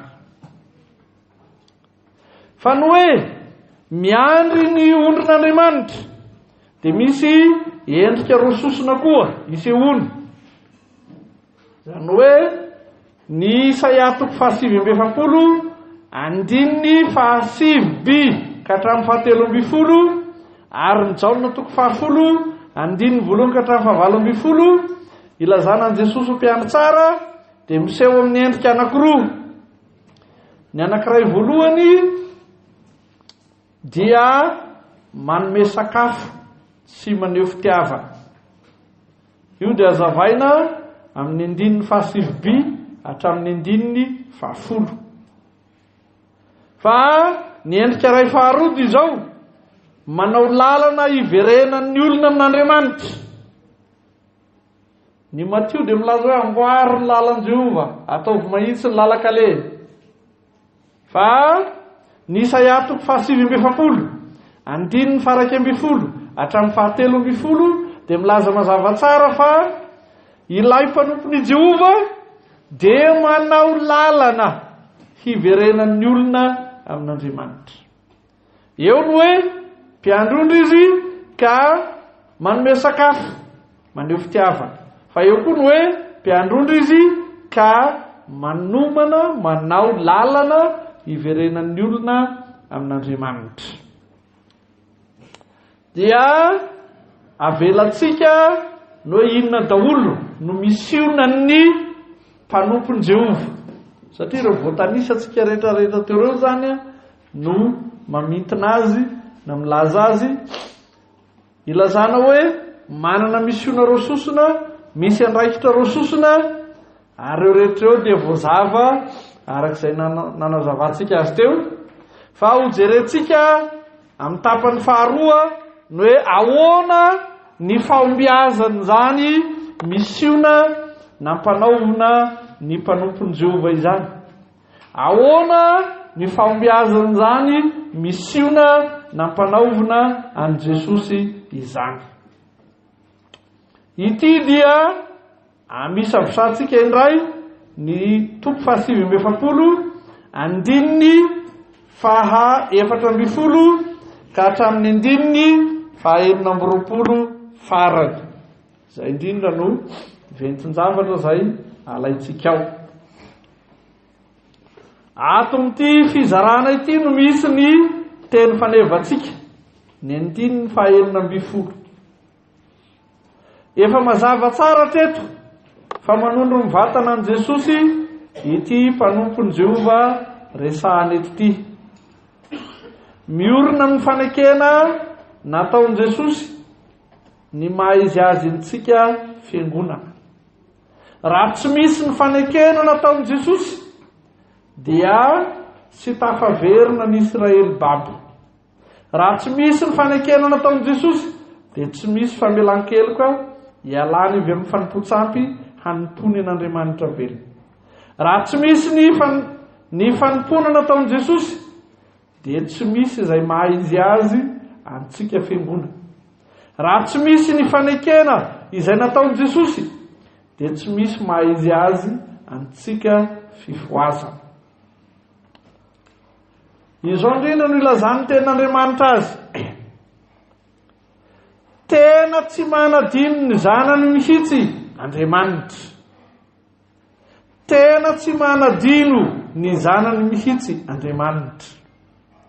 Mihoatra noho ny fitiavany reny ny zanany ka tsy hadinony reny ny manome nono azy. Dia mihoatra noho izany ny tsy hanadinoan'Andriamanitra ny olona izay nanaovan'i Jesosy fanekena. Zao indrindra no ilazany azy. Voasoratra eo amin'ny tanan'Andriamanitra ray mihitsy ny anaran'ny zanany tsirairay. Ny atsika mahafinaritra atsika ny hoe voasoratra ao amin'ny bokim-piankonana. Dia manana bokim-pianakaviana, ny bokim-piankonana mijanona any amin'ny komina, ny bokim-pianakaviana manaraka anao. ary efa tsy manana n'iny sahirany. Fa eto dia lazay ny Isaia mazava tsara hoe eo amin'ny tanan'Andriamanitra mihitsy no nanoratana ny anarany. Voasoratra eo amin'ny tanan'Andriamanitra mihitsy. Voalohany ny anaran'i Jesosy izay mamonjy antsika. Faharoa ny anaranao izay novonjen'i Jesosy hita eo. Asa moa raha azonareo an-tsaina. Sy voasoratra any amin'ny boky. Voasoratra eto amin'ny tanan'Andriamanitra. Hitany maraina, atoandro, hariva. Fantany amin'ny Tsiprie. Dia hoy Jesosy, na ny volondohanao azany hoe voisako. Izany no ampiariarin'Andriamanitra ny fitiavany antsika. Voasoratra eo an-tanan'Andriamanitra mihitsy ny anaran'ny mino tsirairay. Izao ny tombony. Voatahiry ho mandrakizay izany. Amin'izao misy an'ity fitaovana ohatrany mahafinaritra fa manahirana ity. Soratanao. Indraindray tsy eritreretinao dia efa faly virus eo. Soratanao. Ianao mihitsy koa dia manapa-kevitra mamafy. Soloina aloha fa ratsy. Fa ilay voasoratra eo amin'ny tanan'Andriamanitra dia maharitra ho mandrakizay. Maharitra ho mandrakizay. Tsy azo fafana na oviana. Amin'ny fotoam-pifidianana dia asiany zalahy le ataony hoe encre indélébile eto. Ny encre indélébile dia tsy azo fafana. Fa aiza zao zay eo. Hasiana indray eo zao amin'ny 2018. Fa tsy tratra ny 2019. Fa ilay nosoratan'Andriamanitra eo amin'ny tanany dia maharitra mandrakizay. Ity dia azavain'ny Jaona 10. Hoy izy, tsy misy maharombaka izay eo ampelantanako. Ato amin'ny Isaia dia ny anaranao no lazainy hoe voasoratra eo amin'ny tanan'Andriamanitra. Fa ao amin'ny Jaona 10, ianao mihitsy no eo ampelantanan'i Jesosy. Ato amin'ny Isaia dia tsy azo fafana intsony ilay soratra. Fa ao amin'ny Jaona 10, ianao mihitsy no tsy azo alana teo intsony. Eo anao dia eo ihany ianao. Fitiavana re izany re olona. Tena sitrapon'Andriamanitra mihitsy nitondra an'Israely hiverina avy amin'ny fahababoana. Mba hiverina amin'izy Andriamanitra feno sy tanteraka. Io dia azavain'ny 7:7, andininy 4:40 ka hatramin'ny 9:40. Zao ny dikan'izany. Ilay teny faneva hoe indro fa nataoko tomboka vatsy eo anateriko ianao, dia milaza hoe tsy azo ovana ny sitrapon'Andriamanitra manalanao avy ao amin'ny fanandevozan'ny ota mba hiainanao ny fahamasinan'Andriamanitra ao amin'ny fanjakana. Mazava be zany. Tsy tian'Andriamanitra toetra ao amin'ny fanandevozan'ny ota ianao, fa tian'Andriamanitra ho tehirizina ao amin'ny fahamasinany mandrakizay. Asiako tomboka vatsy. Tsy azo ozongozony. Zany dia mbola azavaina betsaka ao amin'ny Romanina 5:7, 10 ary 1:12. Izao no kendren'Andriamanitra ho tafaverina amin'ny tany malalaka, amin'ny tany mahavokatra ny zanak'Andriamanitra. Izay mantsy le tany Kanana, tany malalaka, tany mahavokatra, tany tondra-dronono sy tantely. Hitantsika io ao amin'ny 720 hatramin'ny 120. Tian'Andriamanitra ho tafaverina ao amin'ny tany malalaka sy ny tany mahavokatra ny zanany. Dia tsy manao filazantsara sosialy efa mba manontany fotsiny. Ave zany le fantrana. Inona ny sitrapon'Andriamanitra mazava indrindra? Hitondra anao amin'ny tany malalaka, amin'ny tany mahavokatra, amin'ny tany tondra-dronono sy tantely. Inona ny sitrapon'Andriamanitra? Nametraka ny Adama sy Eva tao amin'ny paradisa ny Edena. Inona ny sitrapon'Andriamanitra? Na dia babo azan'i Israely dia nentiny verina nakao Jerosalema, tanànan'ny fiadanana, tany malalaka, tany mahavokatra, tany tondra-dronono sy tantely. Ka inona ary ty fahatrany ty?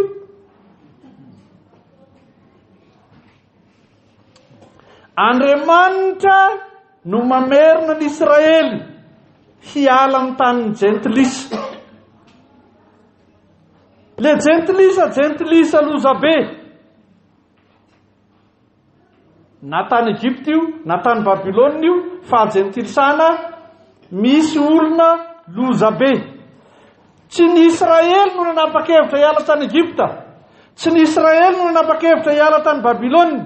Fa Andriamanitra no mamerina azy hiala avy amin'ny tanin'ny jentilisa lozabe. Ka entiny makeo amin'ilay ray mpamindra fo. Entiny makeo amin'ilay ray be fitiavana. Entiny makao amin'ny reny makarakara manome sakafo mahavelona. 20 ka hatramin'ny 17.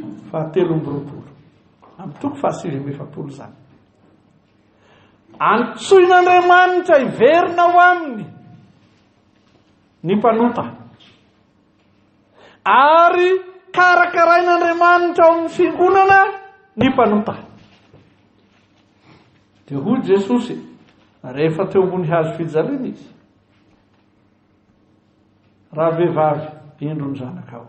Raha lehilahy, indro ny reninao. Fa ireto dia maneho sy mampiharihary ny fon'Andriamanitra ray feno fitiavana, mamindra fo, miantso ny mpanota hiverina ao aminy, ary manokatra ny varavaran'ny fiangonana, azo ahoana mikarakara ny mpanota mahantra rehetra. Dia manontany kely ndraiky, mahakarakara ny zanany ve ny fiangonana sa variana ny hevitra ny tena? Asa ireo jentilisa izay nanohitra dia manohy mangalatra ny olon'Andriamanitra, ary na dia nalaina avy amin'ny fahajentilisana aza ilay olona ka tonga aty amin'ny fiangonana vita batisa, dia mbola misy mangalatra. Entiny miverina amin'ny adalany, satria manohy ny asany ny Andriamanitra tsy izy mangalatra ny zanak'Andriamanitra. Fa satria Andriamanitra efa nanao fanekena, lazainy amin'ny 9:20 teny fanevantsika, dia izao no izy: potehan'Andriamanitra, ravan'Andriamanitra ny fahavalo rehetra. Asany zany. Mazava ary ny fikendrena dia izao: aoka ny velona rehetra halala fa Jehova no Andriamanitra tokana, Andriamanitra tsy toa. Na jentilisa ianao, na Israelianina ianao, aoka ianao anaiky fa Jehova no Andriamanitra tokana, Andriamanitra tsy toa. Izy no tompo, izy no mpamonjy. Hoy ny 2:20 hatramin'ny 2:9 amin'ity toko 770 ty. Ho azonao kokoa zany rehefa vakinao ny Matthieu 5:30, 1:30 ka hatramin'ny 9:70. Matthieu 5:30, andininy faraky amby telopolo ka hatramin'ny andininy fahaenina amby efapolo. Ary koa ny apokalipsy toko fahafito amby folo andininy voalohany hatramin'ny apokalipsy toko fahasivy amby folo andininy fahasivy. Mazava arak'izany ny fanondroanan'i Jesosy ho Ebed Yahve na ilay mpanompon'i Jehova sy ny vokatra sarobidy atorony ho antsika mpanota. Famonjena azo atoka mandrakizay zany hoy ny filazantsara 5 na Isaia. Tonga amin'ny famaranantsika ary efa lasa dia lasa ny fotoana. Mpaminany nampiasain'Andriamanitra amerina ny Israely olo ny Isaia nitory fibebahana tamin'ny fotoan'andron'izy. Tena olona ny fidin'Andriamanitra sy tena tiany ny Israely, nefa indrisy lasa babo sy nanompo sampy. Fiainan'ny mpanota rehetra zany no vonjena, no tiavina manokana, kanefa dia mivadika amin'Andriamanitra. Fitiavana antsika no anomezana an'izao tenin'Andriamanitra zao antsika. Indrindra ny nanendrena ny Isaia toko fahasivy amby efapolo andininy fahaenina amby folo ho teny faneva banjinina hatreto makany mizaika be fahafito any Antsiranana. Indro efa nataoko tomboka vatsa eo an-tanako ianao hoy Jehova. Fitiavana antsika no anomezana an'izany tenin'Andriamanitra zany ho antsika. Satria na isika zao azy dia matetika no tsy nahatoky, matetika no nivadika.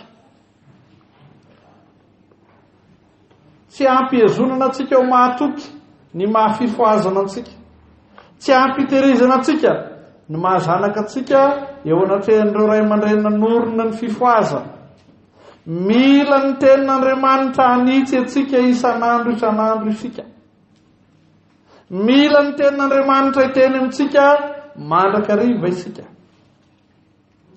Mpaminany nilaza ny ho avy Isaia, koa tsy ny fiainana anatrehany Israely ihany nambarana, fa nilaza zavatra ho avy betsaka izy. Iray amin'ireny ny fanondronan'i Jesosy ho mpamonjy tokana. Toy izany koa ny fiantsoana fibebahana ho an'ny fiangonana ankehitriny, mba tsy ho tafatoetra amin'ny fanamarina telo, mba hahatonga antsika hitoetra sy ho mahatoky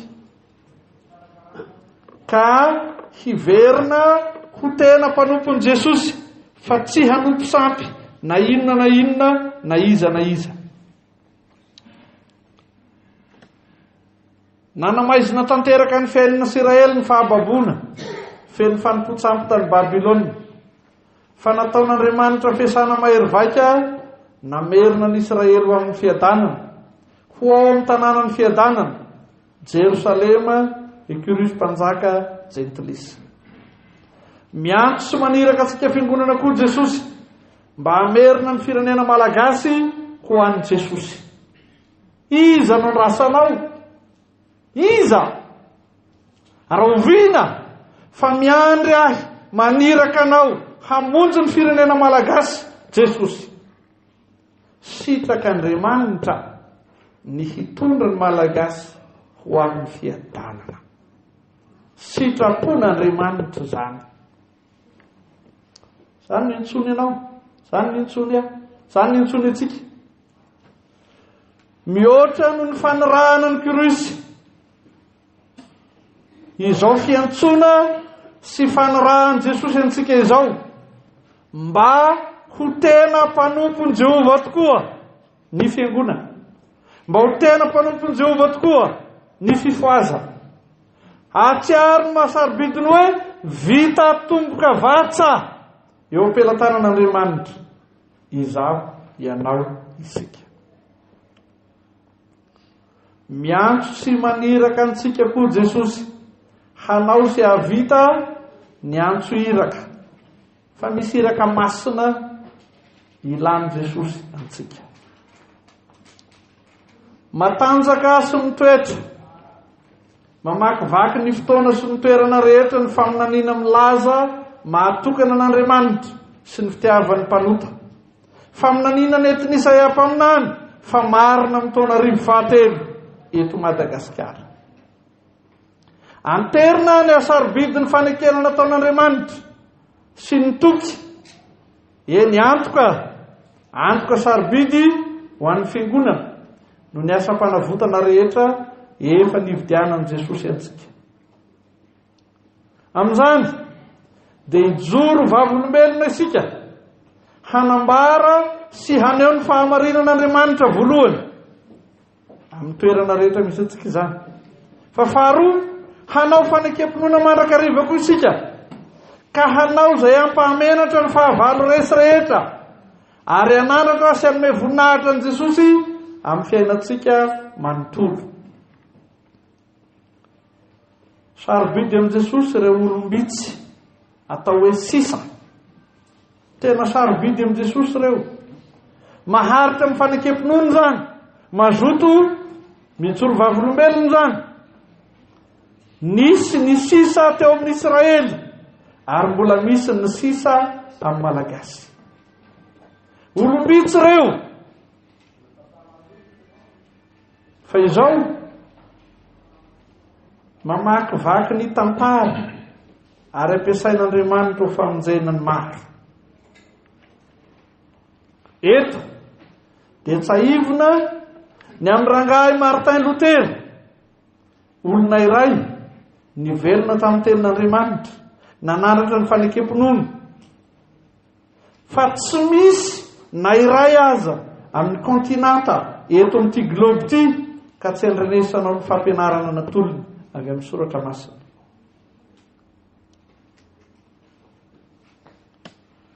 Anjarantsika izao ho lasa lavitra eny anerana izao tontolo izao aza ny filazantsara raha mijoro sy maharitra amin'izay ny antsona azy amin'ny anarahana azy ny fifoazana. Teny faminaniana efa voatolotra antsika tany aloha zany tamin'ny alalan'ireo ray aman-drenitsika. Isan'ireny mama Nenilava, mama Volavina Germaine. Mila antsika hitondra ny filazantsara ary antsoina sy irahana amin'izany isika. Antsoina hanazava n'izao tontolo izao ka dia verenantsika ny teny notoriana tamin'ny alatsinainy fanokafana ity vivoriana ity hoe mitsangana mihazava fa tonga ny fahazavanao ary ny voninahitry Jehova efa miposaka aminao. Isaia 40:1. Amen. Ivavakintsika. Sotranao zay Jesosy no ny amin'izany fotoana rehetra nomenao anay izany ny anarana ny teninao. Mangataka aminao zay fanamasina, aza mangina, mitenena, miasa, hamelona isan'andro ny antso iraka ampanaovinao anay ary hampahomby ny fanatanterahanay ny misiona ampanaovinao anay. Hitaona ny jentilisa maro eto Madagasikara, hamerina rehetra ny ala eto amin'ity nosonay ity mba hitondra fiadanana ho an'ny malagasy rehetra ny filazantsara zay entina eto. Ampio zay rehefa namasina hatoky ny fampanantenanao sy hanatanteraka ny sitraponao ka ho tonga fitahina ny firenena rehetra ambonin'ny tany hitory ny filazantsara manerana izao tontolo izao. Sy programanay izany fa programanao Jesosy arak'izay nampianarinao anay teto. Ampio zahay mba hanao sy havita amin'ny anaran'i Jesosy tomponay. Amen.